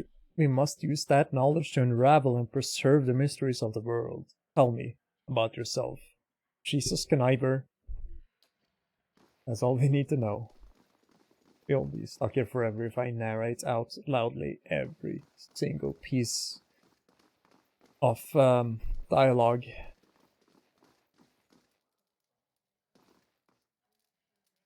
Vale is represented by an eye, like that. Greetings. Elderly dwarf surveys the stack. Her skin looks as tough as wrinkled as a walnut. Despite her stature, she managed to look down her nose at you. You're welcome to look around, but let the priest and Skynivers continue their search. She shoots the nearest robed figure a withering glance. Wouldn't do to give them any other excuses. What are they looking for? Ah. Could you now? You certainly couldn't do any worse than this lot anyway. Thieves made off with an ancient scroll of Vile. They intended to blaspheme by selling that which should remain hidden. A secret of 100 visions. The guards caught one of them, but they were overzealous in their interrogation. All I could piece together was that something of a farmhouse and the road to the Deer Fort. Track the thieves down, I don't care what you do with them, but bring back the scroll. Vale rewards the persistent seeker, and so do I. An ancient scroll of Vile, that's a fine price. I mean a worthy task. What else do you need? I have a question about the missing scroll. I know all of this, and they are thieves. What's so special about the scroll?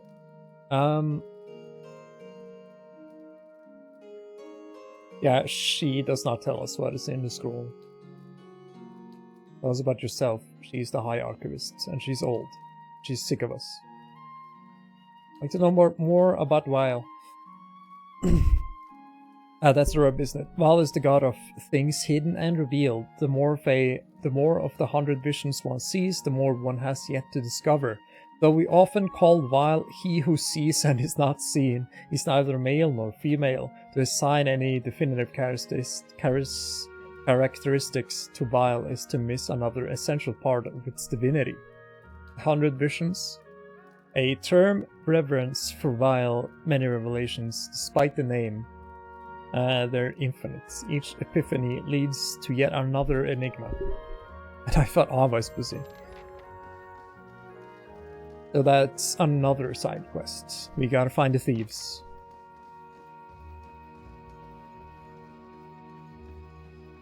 This is where we go to continue Adair's side quest.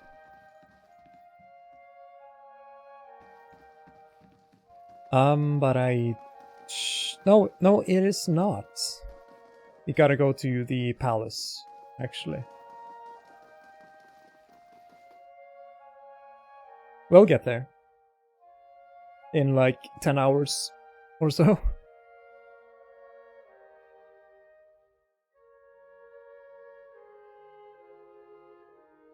10 hours? Are you mad? You're from Alright. Vale? Then you're close to home. Close can mean a lot of things. Surely you'll go back when this is all over. Dunno. Guess that all depends. Oh. Adair is pretty much ostracized from his hometown. Let's see. Obelisk is very slow. Yeah, that's trade weapons. Kana.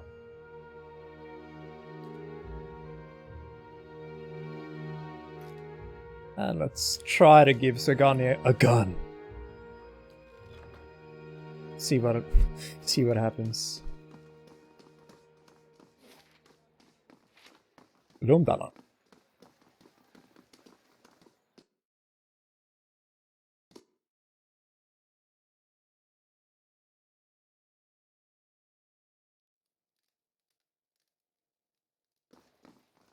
I'm pretty sure most homes in this game contain pretty much nothing of interest except for food items and so on. Shh.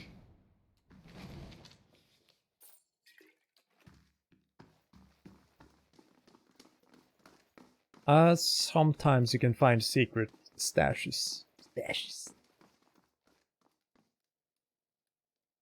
Right. I'm just checking the the Steam guide for the hidden stashes. Make sure I don't miss anything.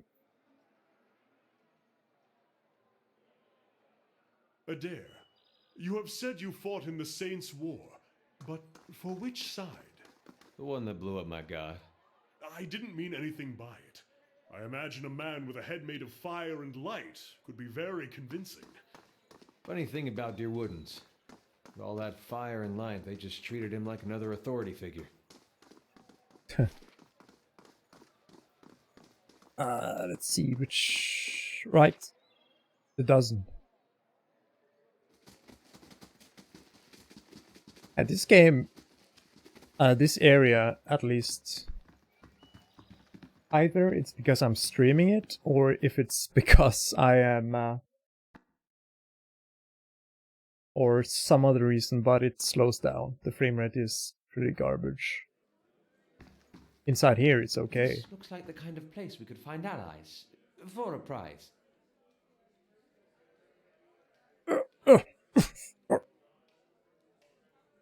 Brandon Lear, a well-groomed man, steps through the hall with a confident swagger. A smug grin etched on his face, he's flanked by 5 other hard-looking individuals. Tough guys incoming! These guys think they're tough shit by... Like, they think they're adventurers? Come on now, boy. Looks like a dildo. One of his companions asks you for a moment before spitting chew at your feet. Other pup come wandering in, I see. Just know that Blaine Giant Slayer run things around here and you'll be fine. Can I join? Never heard of him. His eyes narrow. You have now. Stick around to find Spay and you will again. Plenty of bounties to go around. But there's a reason the Giant Slayers get the lion's share, remember that? Enough jabber being. Fine. You gotta do the job or talk about it. His jaw tightened. Brennan's right. That coin ain't gonna collect itself. See you around, pup. So we're not gonna join the dozen, even though with our personality it will make sense, because the dozens are not exactly the brightest bunch.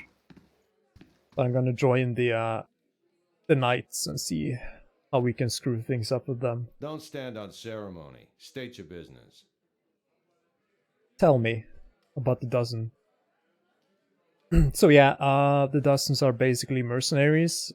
I think you can... the difference between them and the Crucible Knights is like the dozen accept pretty much anyone, while the dozen are more... I think you need to have like a clear blood lineage or something strange like that. Your roots? Yeah, these guys think of themselves as like the everyman.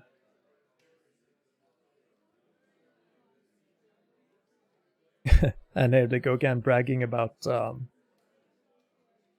the people who held Whiterun. That's the legacy we defend. I mean, they do have some roots in their legacy. There is you can become a member and you can kind of screw things over for them, or you can guide them towards whatever. Stand up for the people. I just am not, so I'm just not gonna bother to read this out. But yeah, I mean, the gist of it is these guys think of themselves as working for the everyman. Go see Osric. He's usually got something. You do well for him, maybe I can find you more. I don't. The point is that they're both the two factions are they got their drawbacks and their positives, pros and cons. We'll find out. Let's talk to Zunil. Good day, stranger.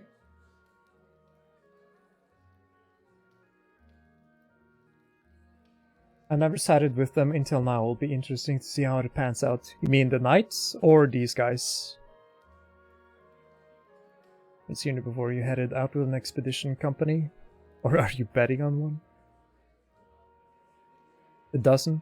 Oh, I'm gonna side with the knights. I sided with the dozen before, and I didn't completely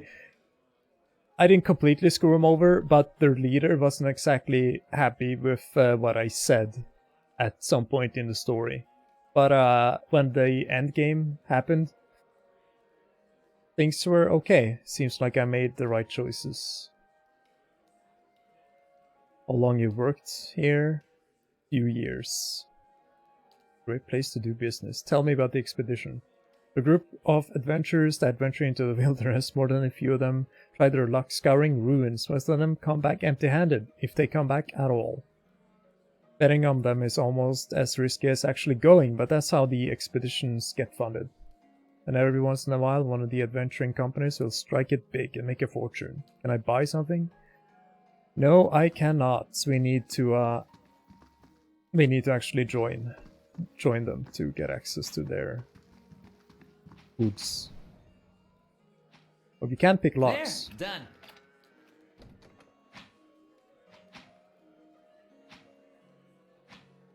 There, done. Neat. We take it.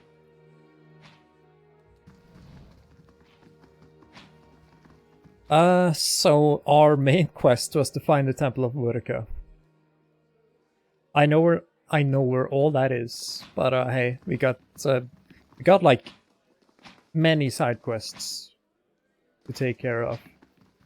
For the last time, Aidwig, keep your fucking blade up. If that dummy was armed, it'd have your head off. And I conjured the dummy to come alive and chop his head off.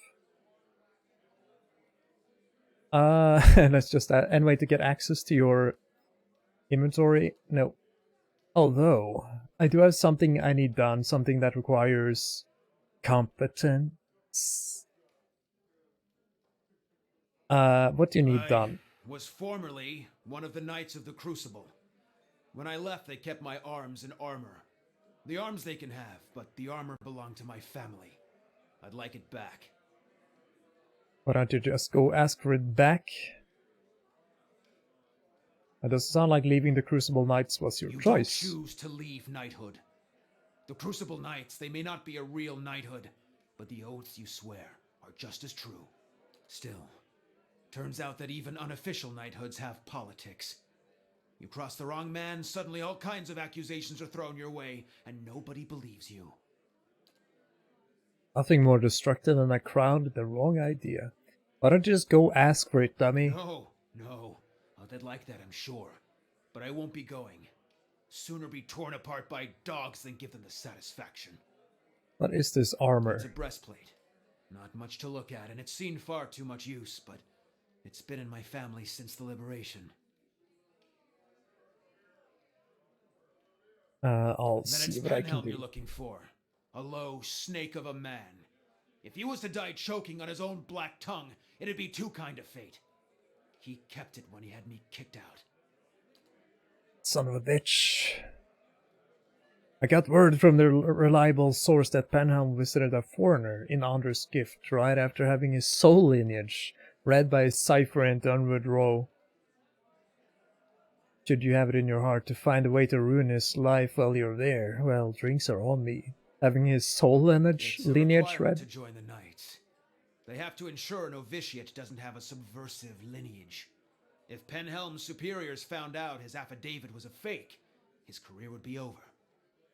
Every novitiate gets an affidavit from Dunreed Row, and those are stored at Crucible Keep. If you find Penhelm's, one of those ciphers could tell you if it's real.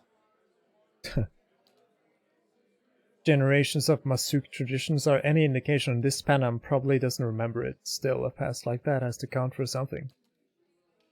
Got business. Tell us about this place. It's treasure hunting. Plain and simple. Sponsors put up money, hired adventurers to explore the wilds, looking for ruins mostly. To come back alive, they split spoils. If not, it's because they handled their weapons a lot like the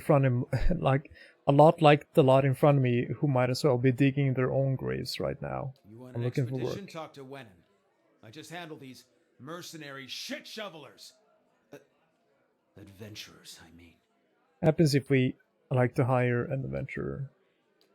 Alright. We don't need any. We don't need or want anyone. Then there's that house Damel. I've never sided with them either. I don't remember which house I sided with the last time. I kind of got those houses. I don't remember anything. I guess I'll remember once we continue, but yeah. Some of my memories of this game has just disappeared completely.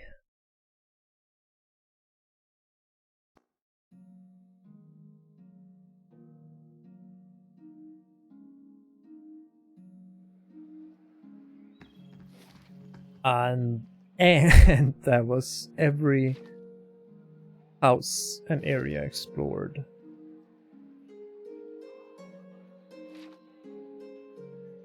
Can't believe Durance has lost so much health.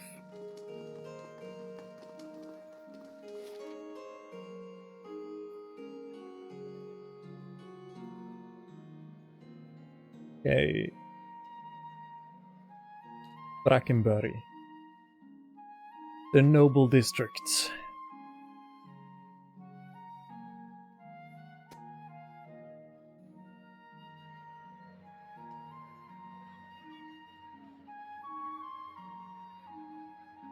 Give me a second here.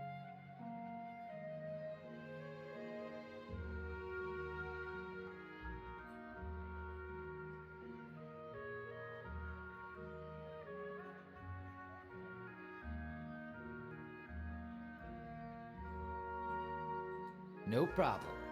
No problem. Give me another second, my headset is beeping. Low power.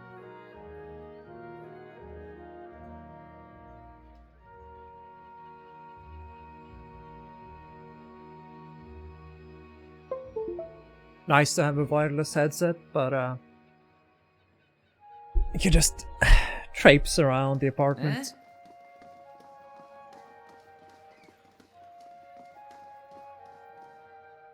Or Bowel. Alright, so here's Damel and Raymond. What the hell? What's this window? Oh. That's the vines. The vines are shake. They're thick and they're sturdy in your hands, but near the top they look flimsier. Might be able to make it to the top if you're quick. I love we just had the option to do some home invasion. first building we see. So look how much Adra there is here. Beautiful.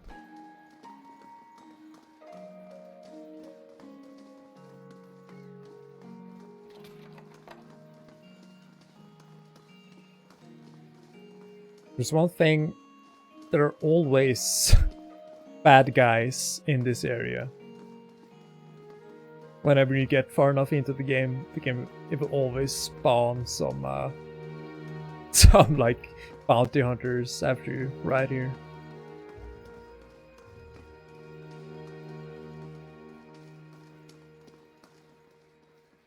Let's see. Hello. A woman stands in the shade of the garden, muttering to herself. She's fixated on the pages of a large and well-worn tome, seemingly oblivious to the blooming flowers and the cool, fragrant breeze. She only looks up when her shadow crosses her page. Do you mind? I'm rather busy. What are you so busy with? Studying soul attachment. We all know the souls move into people at birth and out of them at death. But we still have a lot of questions about what makes them stick, so to speak. What do you mean, stick? She brushes a stray lock from her forehead. Souls power bodies and give their tissues life, but only when they are firmly attached. It's the separation that leads to a whole spat of soul-related ailments, including the Hollowborn. But if we understand how to reattach souls, we could end Widewen's legacy, maybe even conquer death. Scratches behind her ear. That's the theory, anyway. Unfortunately, I don't have all the research I need to put it into practice. That's the problem with animancers. You meddle in things you don't understand. So, I guess, minor spoiler, you get to side with, not only factions, but also, like, viewpoints, so you can decide to help Animancy, or you can hinder it. So, but I'm not sure. Let's just do it. What do you need? There's a manuscript called The Theorem of Pangram. It contains research from the Pangram experiments on the detached souls. The Hall of Revealed Mysteries is rumored to have a copy in the Elder Archives. Pangram's work is considered to be one of the more daring animancy texts. Not something generally circulated among novices, nor easy to get a hold of. I wonder if we might have a peek at it. Yeah, so Grimda at the archives won't allow Nedum to read the book. They restrict access. Maybe she could be persuaded. You're welcome to try, but you wouldn't be the first. Anyway, I should probably get back to my work. Here's the sanatorium. It is a research center for animancy, and she works there. What is the Widewen's legacy? Yeah, so she just tells us more about the legacy. And she also seems to be in agreement that it's not exactly Widewen and Widewen and AFS's disappearance that is causing the Hollowborn crisis. I have some questions. Tell me, I mean, might as well just expend all of this dialogue, but I'm not gonna read it, really. Pangram was controversial. We had the problem with reattaching souls after death. The bodies will reanimate and may even retain memories and personalities, but they develop a hunger for flesh, living, soul-infused flesh. Without it, they start to devolve, decaying mentally and physically. If the process goes too far, which it eventually does, they will become a mindless corpse, attacking anything that moves. We haven't figured a way to avoid that. That's more of an inconvenient side effect. You reproduce an unnatural curse with little to show for it. That sounds like necromancy. Nonsense. Necromancy is magic. This is science. I mean, she's right.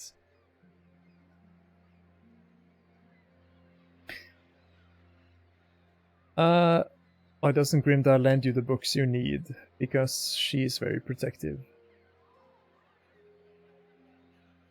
magical knowledge is best kept under lock and key. This necromancy stuff is dangerous. I think you get to see and hear a lot of arguments for animancy, like for and against animancy, in like both games. One of the, what I would consider is one of the best ways to go about it is to like tell the Duke and everyone is like, hey, animancy can be quite useful, but it needs to be controlled.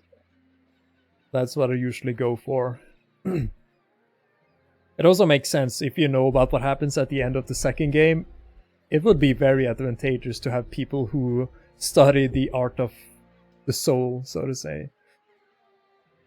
Kind of like Mass Effect, where at the end, when people played through Mass Effect 1, I remember a forum I was on, people were just so hyped for the next game because everything was just, there were so many limitless opportunities for the story and the characters. Like, hey, maybe if you save the council, the humanity has a weaker grasp. Like, the humanity just lost a whole bunch of its forces. But if you let the council die, humanity has its military just like still there, still strong. And I remember a lot of discussions online was really interesting.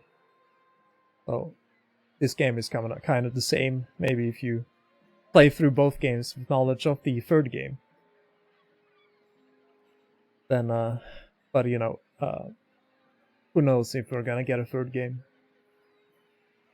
Are the Wholesome Mysteries. You can find it in the Copper Lane district. We've been there.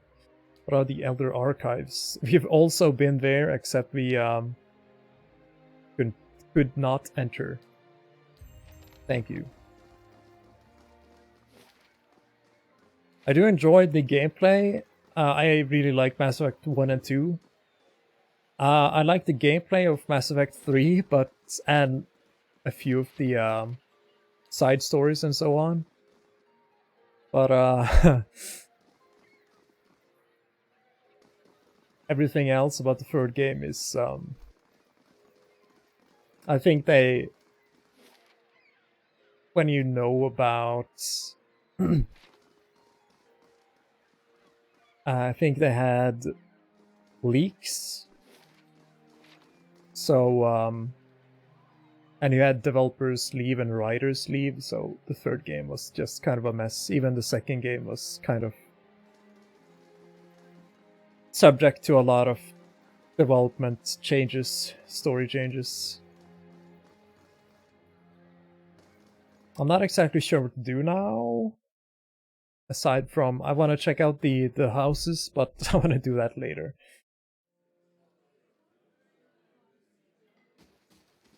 Oh yeah, they didn't have the story planned out from the start. I don't think that's always wise. No, I do think they had the story planned out. Like, at least a general concept of the story. But I think they just lost the good writers, quote unquote.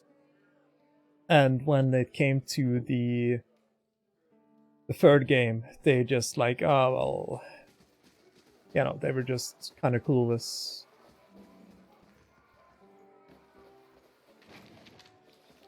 Sure, we take some meat off the table.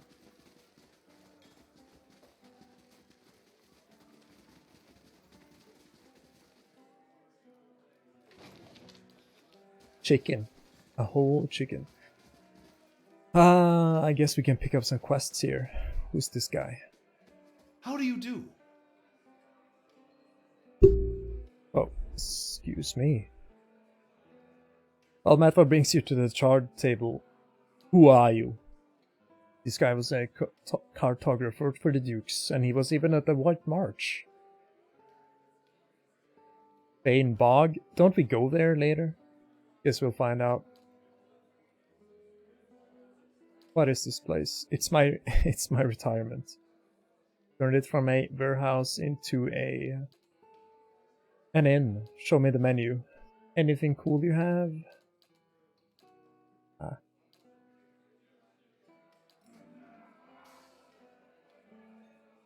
begging her pardon. Oh, it's you. There we are.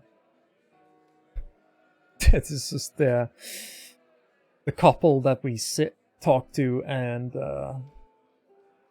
helps out. Things have been wonderful. Can't tell you how much we appreciate what you've done. All good that you are okay. Here's yeah, kind of missed his name. Their names.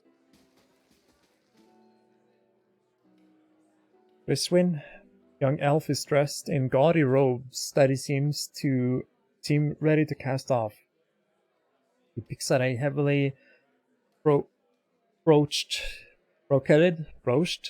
sleeve and continually adjusts the gold chain around his neck. He looks up at you.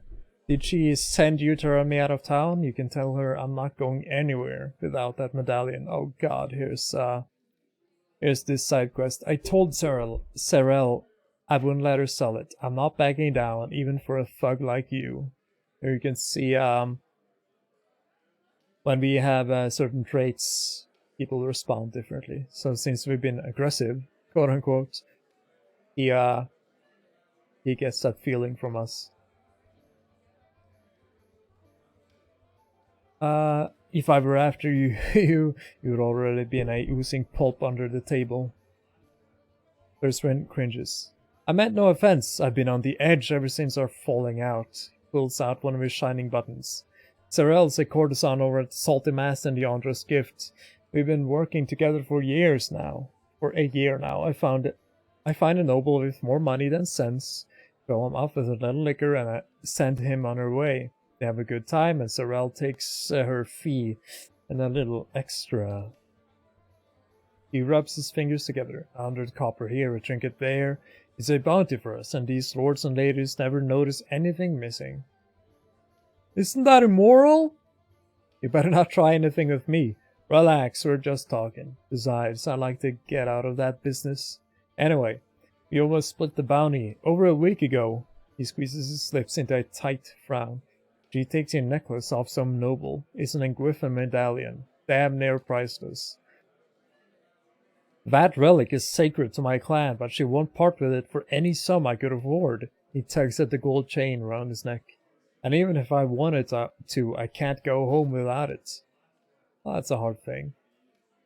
Yeah, this guy is related to the natives, sort of. At least I'm pretty sure he is. Tell me more about your situation. What you want to know? What makes this medallion so valuable or precious? So this guy is a part of the Shattering Spear clan. He's with the Glanfatherns, and he is kind of the Glanfatherns, as I said, are very attached to their Engwyfin artifacts and ruins. So they just can't let go. And they're very superstitious, or they have a lot of faith in the gods, so to say. And he thinks the medallion is gonna earn him the god's favor. It's all rather fascinating. A single medallion to earn the god's favor, and so return home. It rather reminds me of a story I heard somewhere. Though I'm not sure, this guy doesn't exactly sound legit. Tell me about Serel. She's a courtesan at Salty Mast over in the Andros Gift. She wasn't born too much, but she's done what she has to do to keep. In order to escape that, he graces at a string of amber beads around his nest. I mean, this guy is bling. This guy has a lot of bling. So he's extremely well off. But I guess that makes sense, considering he lives in the tavern in the Noble District. She's a good friend. Without her, I'd probably be living hand to mouth like the rest of the Shattering Spear. But this isn't about her or me, it's about 40 people in my clan and the way of life we held on to for generations. He's like, yeah, he's very, very fucking attached to Glanfathern and Engwyfin artifacts. Still don't understand why you just can't take your money and return to Eric Granfaf. Stoic too. He signs, arcing his neatly plucked eyebrows. That's because you're used to looking at things with detachment. The community isn't a place. It's a connection to a history and meaning. He makes circles with his wrist, like an anchor defending the ruins. For the gods gave us a purpose. Without that, we're adrift. Does that make any sense to you? No. I don't know how else to explain it. Seems like you've done quite well for yourself. He clenches his heavily adorned hands. It was this or scrape by in the gutters like the rest of my clan, but I give it all for that medallion. I offered too, but it's worth more than anything I got, and Sorel knows. Sure, I'll do you a little favor, and we'll find her at Salty Mast, and don't hurt her. So, also last time I didn't do this quest to completion. I think I just talked to the two of them and I told them like, hey, I'm not gonna bother anymore. You guys figure this shit out yourself. I'm not your goddamn errand boy. Well, except for Gordy. Gordy is, Gordy. He had an end game with Gordy, so to say.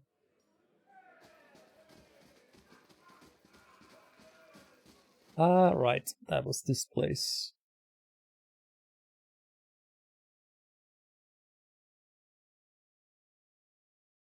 I know,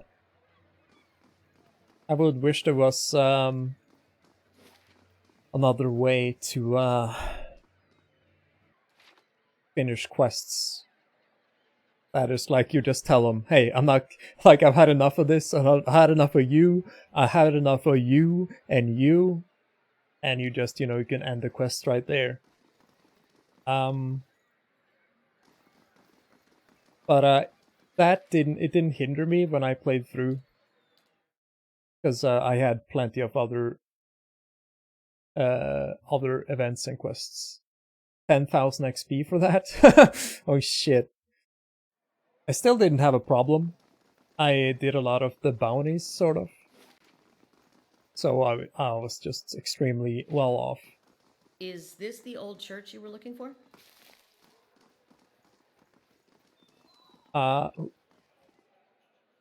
This is a statue of someone important? I guess not.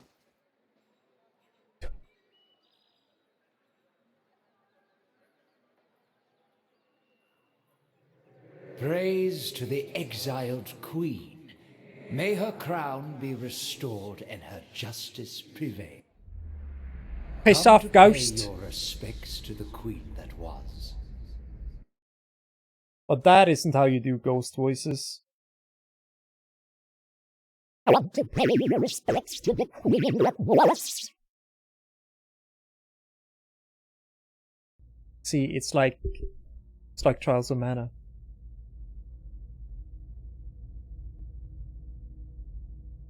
I'm a ghost. Who are you?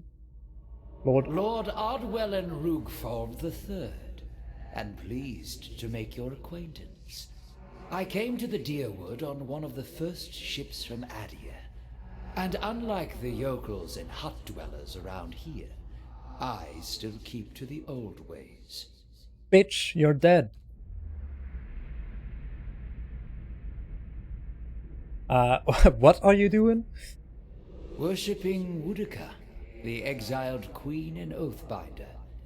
I come every day to offer my devotion. I'd love nothing more than to book passage back to Adia, but it is my emperor's wish that I serve in these barbaric lands. And so I do. Can't fit through the spirit realm, man. Spirit stuck. Spirit stuck! You know that you're a ghost, right? I beg your pardon? Beg your pardon? Is this some sort of joke where you come from? Oh, it's dead. A madhouse. That's what this town really needs. I'd like to know more about Woodica. A queen among the gods. She oversees laws and oaths. Everything has a rightful place, and Woodaka watches over them all. Yeah, Wurika, best waifu. Of course, not everyone accepts this. Even among the other gods, her authority is questioned. But Wurika is also goddess of memory and vengeance, and she remembers. She'll remember every slight and trespass when she reclaims her throne. Whoa, Wurika not best waifu? Who then? Margrim or Andra? No, actually, Andra. Andra is hot. Fish head and human legs. I was told you'd find a Temple of Wurika here. And so you did. These savage colonists may have burned it down, but worship of the Oathbinder is alive and well. These stairs lead to the main sanctum. What stairs? These stairs, of course. The sanctum was always below ground, adjacent to the catacombs, so it wasn't destroyed by the fires. Margrim, maybe? Bareth, though. Oh, actually, Vile? You have, what? Hyla? The nature god? Tell me where I can find the entrance. There are various entrances throughout Defiance Bay, but I dare say the easiest to reach is in Copper Lane. I haven't been to that part of town in ages, but as I recall, it's somewhere near the southern gate. Goodbye! So yeah, this temple is completely wrecked. Nothing you can really do, and this guy is just gonna keep on being a ghost.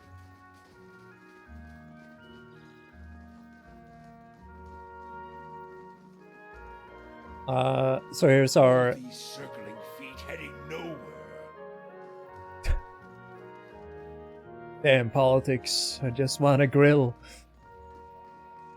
Yes, here's the Valian embassy. They're the Italians.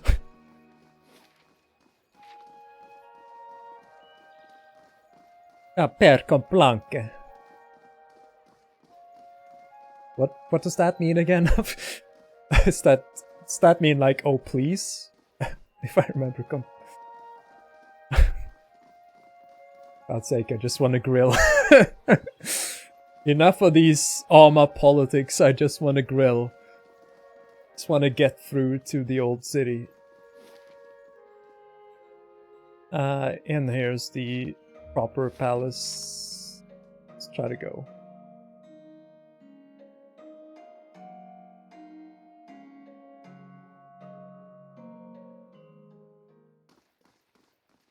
Yeah, we'll be seeing more of this place later.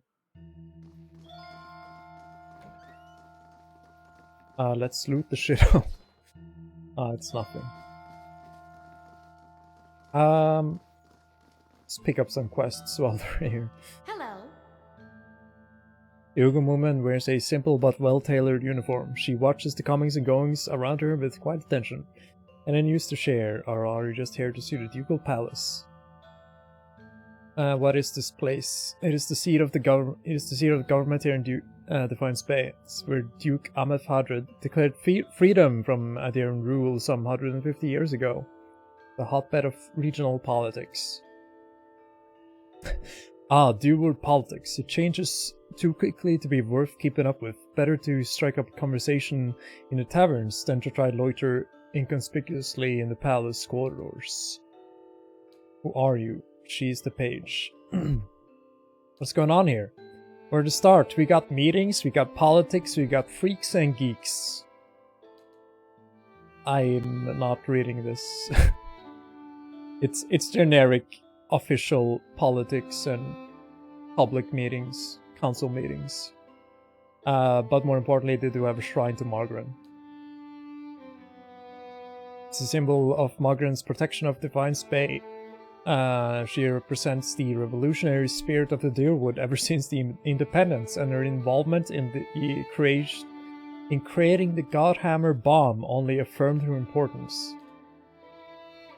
Margrim. Fiery and hot. It's also where the first of the sacred fires burn, but Firga, the tranquil Argent, has had trouble keeping them lit. Kind of records are stored here. Yeah, these are the records I was talking about there. Are there hearings going on? So, the hearings are about the Weidman's legacy and the animancy. The legacy? Weidman's legacy?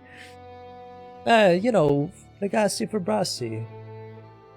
We know what all this is. Why is animancy so controversial, though?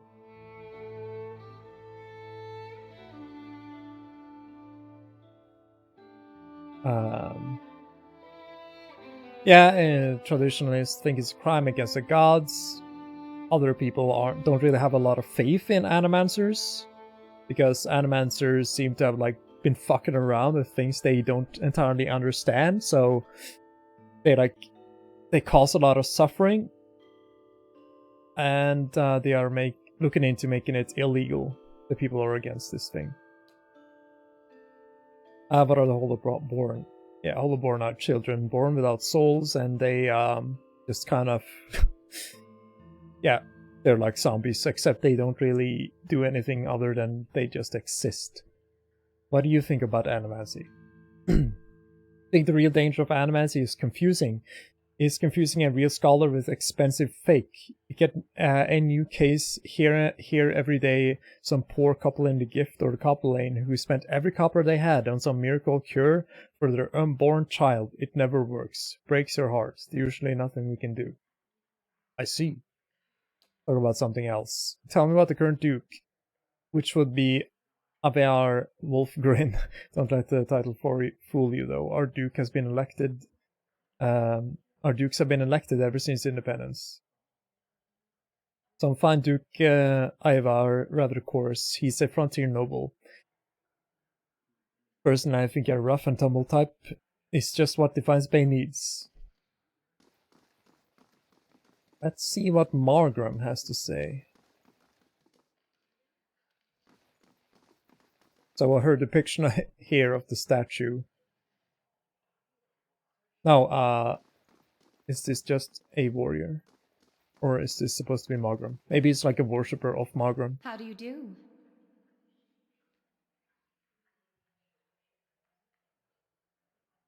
Nobody seems to mind magics, though. I can do all sorts of nasty stuff, but animancy is evil.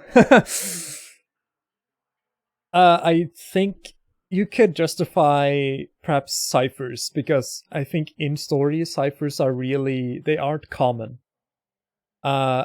Mages, wizards are just like D&D. It's like wizards need a lot of time to actually get things right. So, and the wizards who get things right are usually old as fuck, and you don't really want to mess with them because they'll just, explode your head or whatever. So then what can you really do? But if I remember correctly, ciphers are perhaps the most people don't like ciphers either, because who likes people prodding around in your mind? But ciphers aren't as common, though, so that's probably why. I can also imagine that ciphers have proved themselves to be valuable agents and investigators and detectives. As animancy, though, has not proven to be worthwhile, because it's I think at this point in this world, Animancy is just a lot of research and trial and error with not much to show for it. So I think that's it. And it's really, yeah, they don't like necromancy. It's also heavily, it might also be that Animancy resembles necromancy. Which I do think there's a point in that. Not exactly necromancy, but it is close. Praise be to Malgrim. Welcome to our temple. How may I be of service? Temple! It's both really. It's a palace from which Duke Evar governs and a place of honor and worship for Malgrim. You seem upset. What is wrong? About the fires, isn't it? She puts a hand on your shoulder. They're just symbols. You can't put your faith in them. The fires, the sacred pyres all around town. You must have seen the statues of the goddess around the city holding up empty braziers. Braziers. I kept them burning steadily for 15 years, but I haven't been able to conjure them for months now. And people need to see them now more than ever. So go light them again. They don't work like that. They're holy fires. Idiot. What's a paladin? It's my devotions and prayers that keep them lit. So it's kind of like that one D&D spell where you just like, what's it called? Persistent fire? Continual flame? Or something weird like that. Except this is faith fires. Holy fire. It's my devotions and prayers that keeps them lit. But lately, when I try to pray, all I can think about are the Holyborn all over the city, the grieving families, the refugees. She shakes her head. How could Malgrim allow us to suffer like this? What strength do we have to gain from soulless children? From a soulless child. What strength do we gain from adversity, from trial and test? The fires don't wither because she lacks faith. They wither because she does not understand how to be faithful to a whore. A whore wants neither praise nor devotion. A whore wants to be compensated for her services, and Malgrim is paid in pleasure, in sweat and struggle and pain. This mewling imbecile is unworthy of Malgrim's womanly heat. Rug. Well, I can't afford to be so nonchalant, but I believe Malgrim may be speaking to me. She frowns and casts a quick glance in your direction. You don't seem to be the type who has much use for the mysteries of faith, but I can't think of any other way to explain this. Lately I've been seeing visions, a place in the wilderness, with pools filled with some burst of color, strange falls that seems to rise to the heavens, even while they splash into the earth. And behind the falls is a cave filled with fire, heat, and danger, and some token of my goddess. I know there's something there, but where it is, and how to get it, and how I get it. I've been meaning to ask around at the expedition hall to see if anyone recognizes the description. To be honest though, I don't know what I'll do even if I found the place. Worthless, like so many of Malgrim's flock, afraid of her god's tests. If Malgrim speaks to her, it is to hasten an end to a hypocrite's life, and this vision is surely a death trap for the weak. It is kind of true, actually. What is the significance of the sacred pyres? They symbolize Malgrim's power and guidance. My neighbors in the Valian Republic see us as superstitious, but we are just sensitive to the signs and warning of the gods. I'd like to know more about the temple. Malgrim is the most revered goddess amongst the Deerwoodens, mostly because of what happened between Wideven and the Deerwoodens. So yeah, we gotta rekindle her faith or not. Also, I'm gonna get a few more quests. And then I'm gonna do something else. Maybe pause for a little bit and play another game. Good day to I you. have some chores to take care of. IRL. So this is Adair's thing. Give us the records. I've had a number of inquiries about such information. I'm afraid we'll have to bar access to the public. Seems that there are still quite a few number of folk in the Deerwood who bear ill will towards Red Sarens. It would be irresponsible to surrender their names to just anyone. Many came to settle here as refugees. Perhaps if you were more established. Yes, we need more reputation. But we come such a long way. I just need to find out about my brother. I don't even know what side he fought for. You must understand I've heard many such stories. I'm afraid there is nothing I can do. I think we will... After... I think this is tied to story, main story progression, so we'll keep checking back every now and then. But this Adair's side quest doesn't have any time limit, so we can do it whenever. As we don't need to worry about failing it due to running out of time. Sagani, does your fox bite? Yes. Can I pet him anyway? It's your hand. I'm gonna pet him. Say goodbye to your hand.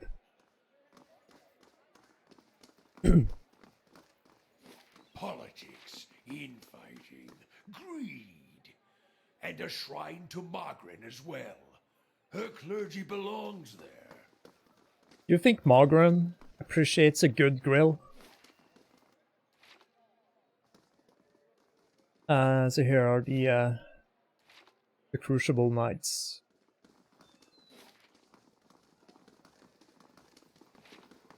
Let's go talk to them. Best grill. But I'm not done yet! Got the best grill! Margaret's Grill! $9.99. Well met, friend. And Justicar Eldmar. Eldmar gives you an appraising eye. Judging by the scars on his face, he's lucky to be able to do that much. Every day we get more from the hinterlands pouring into Defiance Bay. Keeps us busy on the watch, it does. You look like you recently arrived yourself. Who are you? Just a bean trying to get some sleep. Soldier of the Crucible Knights. I'm proud of it. I help keep everything running at the keep so that Commander Cliver can focus on more important matters. What is going on here? It is the headquarters. Tell me about the Crucible Knights. We're defenders of Defiance Bay. We're not exactly a formal knighthood. But don't tell Commander Cliver I said that.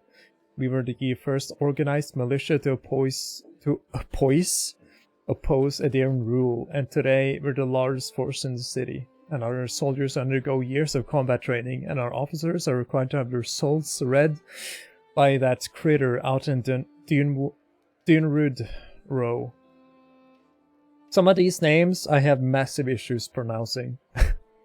What is this about Dunrud Row? It's the requirement of the Crucible Knights, so that the higher-ups know there's nothing messy built into your soul's past.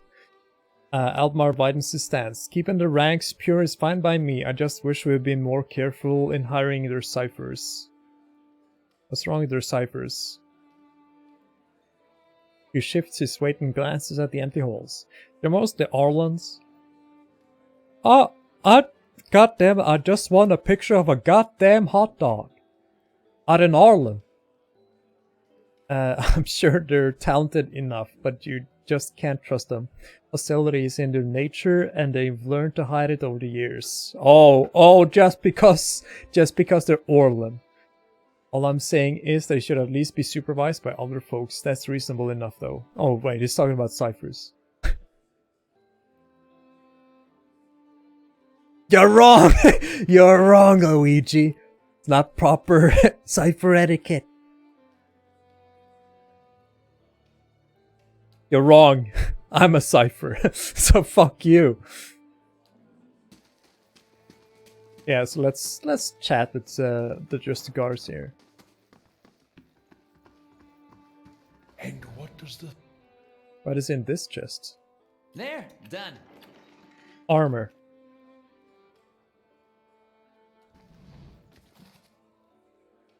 Oh shit. Penham's affidavit. Current as Seyful duly appointed and employed by Dumadro. Thus hereby certify that Novitiate A. M. Penhelm has been found to have a soul free of any subversive influences or tainted essence. It is stamped and signed by important people.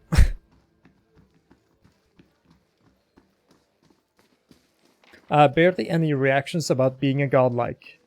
Except by the kid.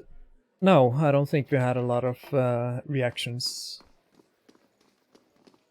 I'm a walking fire god, bitch! What you gonna do? Oh, let's talk to the best This is character. about the breastplates. I already told Cleaver they won't be repaired till next week. The trader, the local trader of the knights, I think.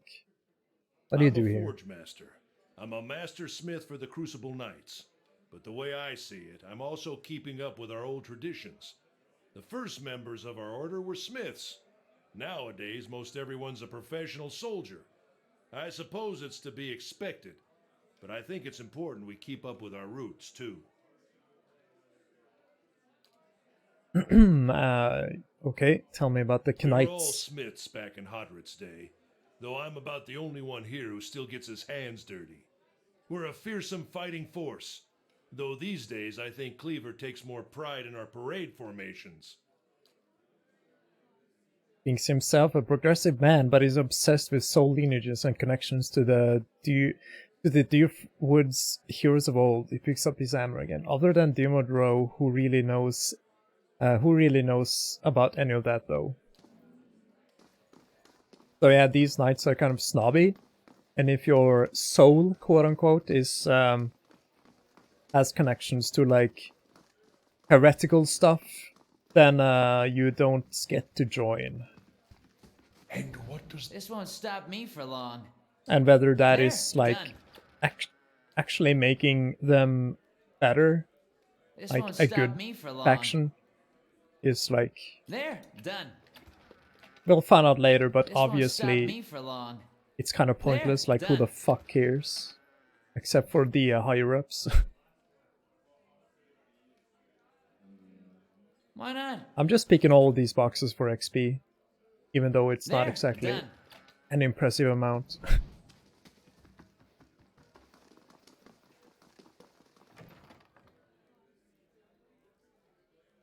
I know that you can use your fiery head to open a massive door in the DLC.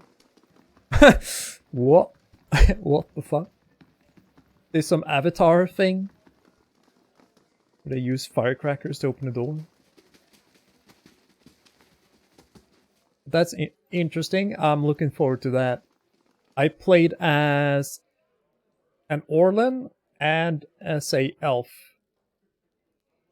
And I rightly can't tell you. It was fun to play as an Orlan because everyone is kind of racist. Elf was... I didn't notice much of the elf playthrough, honestly. Here's the quartermaster, or the one of the commanders, who tells us about Heritage Hill, which is having a lot of issues, it seems. What's wrong with Heritage Hill? What isn't wrong is the real question. A whole district of walking, flesh-eating corpses. We sealed the area 2 months ago, just after I lost one of my finest commanders there, and this is the second guard rotation to despair. There are already enough rumors about the place floating around the keep without my soldiers whispering about it here. About these disappearances, I mean. I just as soon as abandoned the district, but if these monsters should find a way out, I can look into it. She steps back and regards you. After what I've just told you, you want to go into Heritage Hill? I've lost trained soldiers there. Why should Why should I let anyone in? Well, you trained knights? Your trained knights have nothing on me. You're so eager to rush to your death, I won't stop you. And if you're somehow able to put a stop to this, got my permission to die. Yeah, so we get, tell me about Heritage Hill. It used to be one of the more prestigious districts in Defiance Bay. But a few months ago, the residents all went mad, started eating each other, and anything else that had been bad luck started to wander the district. I've never seen anything like it. Kinda reminds you of something else. What did they say that happens to bodies without souls? Or with, like, part of a soul after death? Now, every novitiate that stands guard there, everyone that comes back anyway, talks of the stench of the grave and groans of unspeakable horrors. That's why the how are questions for the Animancers. I've sealed the district in hopes of containing whatever happens there, and it seems to be working for now. What do you do here? She's in charge of training people. It's fairly explanatory what's happening with these people are also. Abaddon is here. Abaddon is one of the gods. He's like a god of creation and crafting and smithing and stuff like that. Really good Warcraft god, Warcraft dwarf god.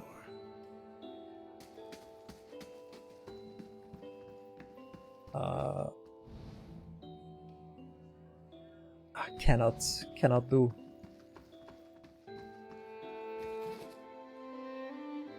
Edict of arrest. Take it. Oh, what? That's I don't think I've done this quest before.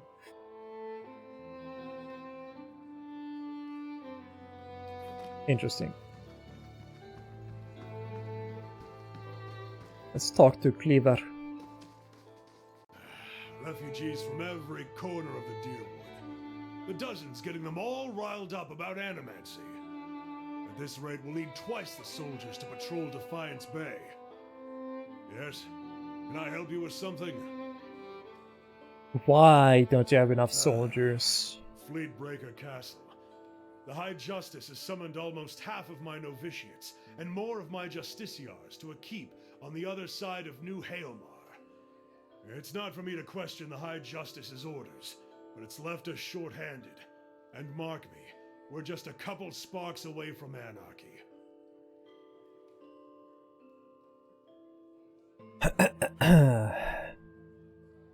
So yeah, I want to side with the knights.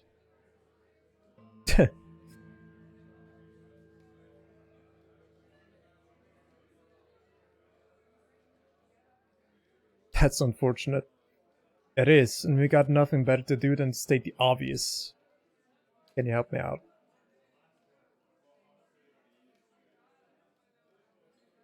Have a good dinner. Make good food.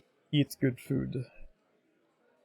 Forge Master Dunstan. Dunstan checks in. He's working with the Animancy Scholar to build what we're calling Forge Knights. Warriors that can patrol streets without suffering fatigue, disobedience, or fear. Some agitators throw rocks at him.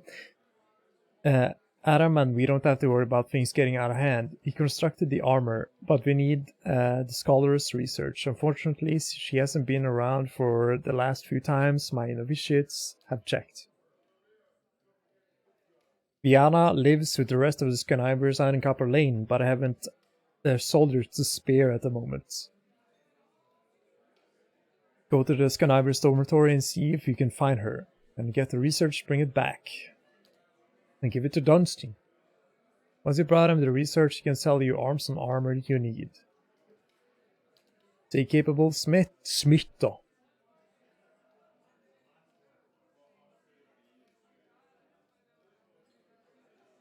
You're in charge. This guy's in charge here, but they're answering to someone even higher up. Who are the Genites? They're like the only professional army in Defiance Bay, or in the Deerwood for that matter. We defended the city in Hundreds Day. We improved our training since then, but the Deerwood Row can certify that many of our officers come from good Deerwooden fighting stock.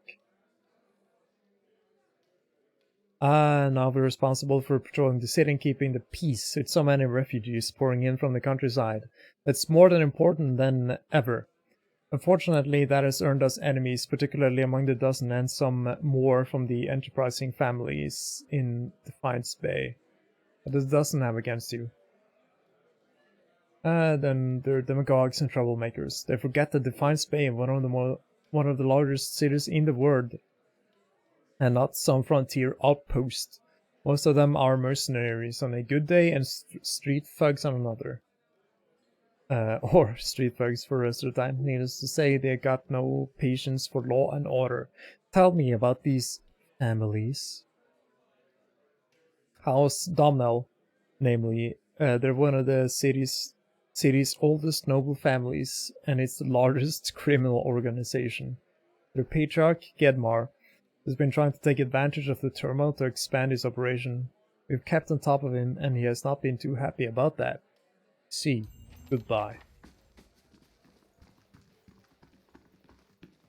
Let's talk to Adair. Strange place for a shrine to Abidan, Crucible Keep. Maybe it made more sense at some point before it gathered all that dust. And the only thing the Knights of the Crucible worship these days is the nobility, as far as I understand it. I knew some soldiers who got recruited by the Knights after the war was over. They told me something about it. They get these young kids in there and they tell them about blacksmithing, about their evolution, and about tradition. Talk about the golem like he created the Crucible Knights in his forge, Golvin Deerwood's independence. Then they join and turns out all of those knights ever talked about is when you are gonna get recognized as a real knighthood, when we're gonna get our titles and lands. Their High Justice must have been Earl, say it is Abidan's will. He's got a castle and an army too. You wonder how long he'll wait until he starts a war over it, saying Abidan told him.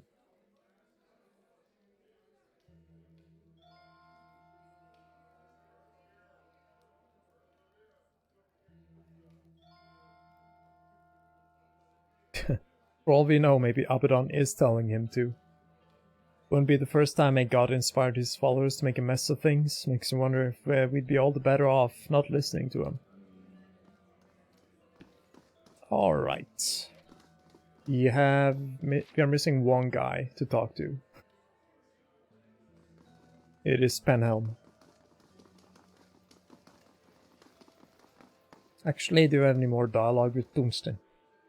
Commander Cliver said you're working on animals to build Forge Knights. So much for his talk of secrecy. Aye, I'm building Cleaver's Metal Warriors. He says they're what we need to keep order in Defiance Bay, so...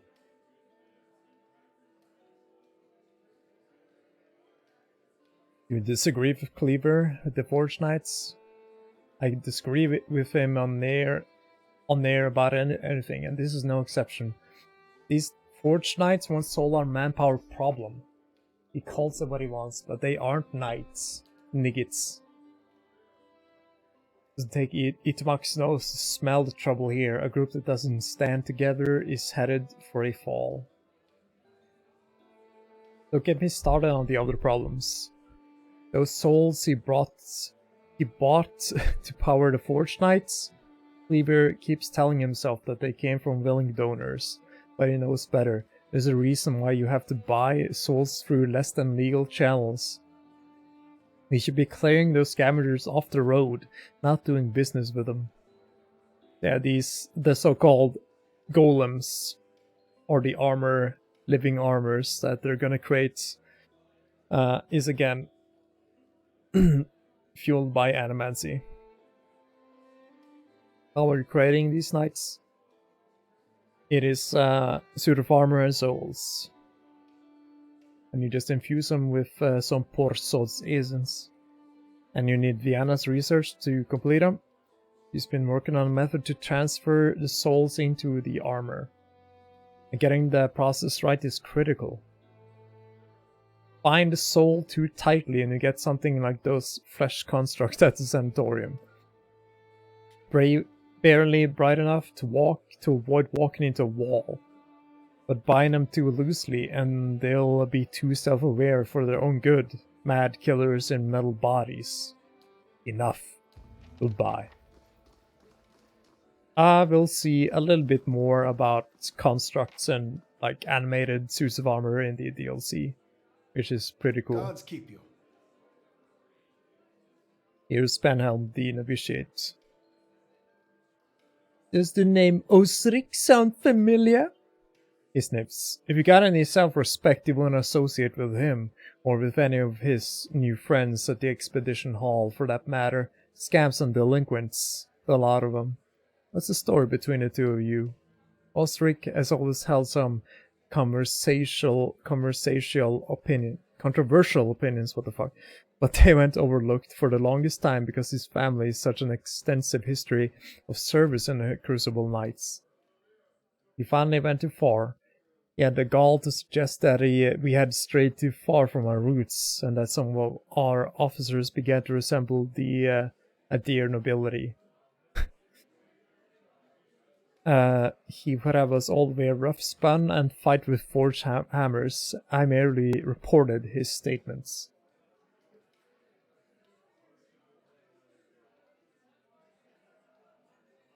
Huh.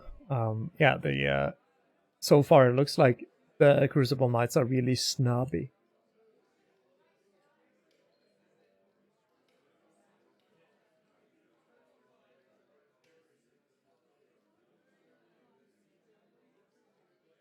I don't see the problem.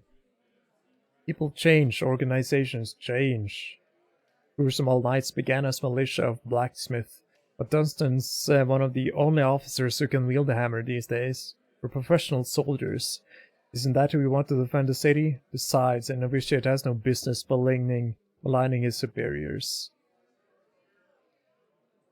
Is that his breastplate you're wearing? It was. Became the property of the Crucible Knights when it was discharged. Now it's mine. It's not for sale if that's what you're wondering. Not every day you find armor that was used in a rebellion. There's your affidavit is a forgery. What would he know about that? It is perfectly convenient for him to cast aspersions with his pedigree in the Knights. It's a lie, of course. Enough. Tell me about the Knights of the... Whoa, how does one become a Knight? We just don't take anyone. So yeah, you know, gotta talk to Commander Cleaver. And do some favors. Tell me about the Knights of the Crucible. The primary defenders of Defiance Bay. There are some things we can do.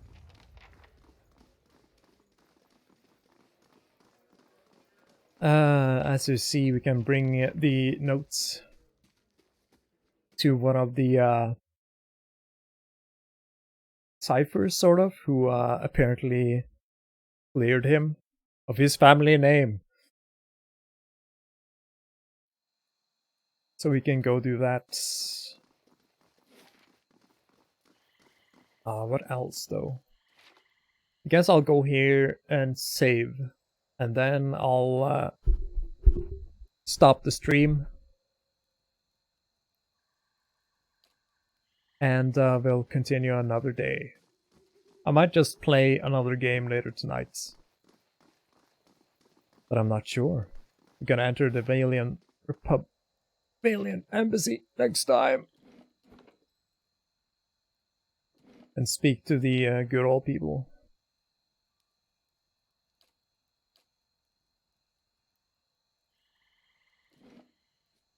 But yeah, not a lot of action. But we have so many quests.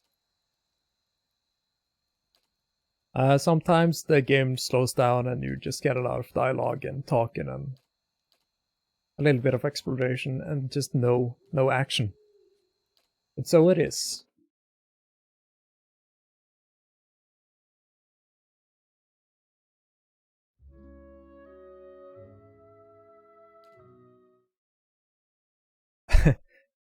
So here are the credits. Just hang on. So since this was crowdfunded,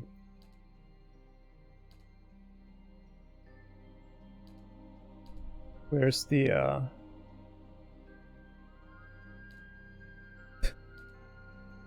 hang on. Hang on. You gotta get to the backers because it is extensive. They put in every name, you know, of course, like, why wouldn't they? I mean, it obviously happens in every backed Kickstarter game. Holy shit. Credits are so long. A lot of names.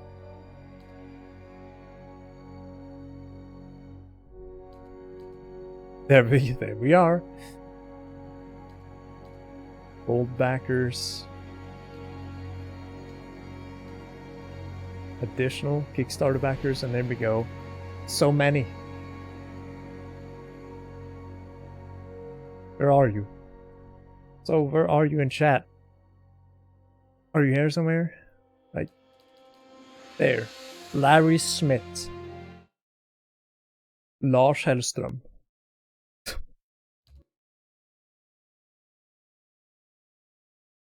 Yeah, that's it.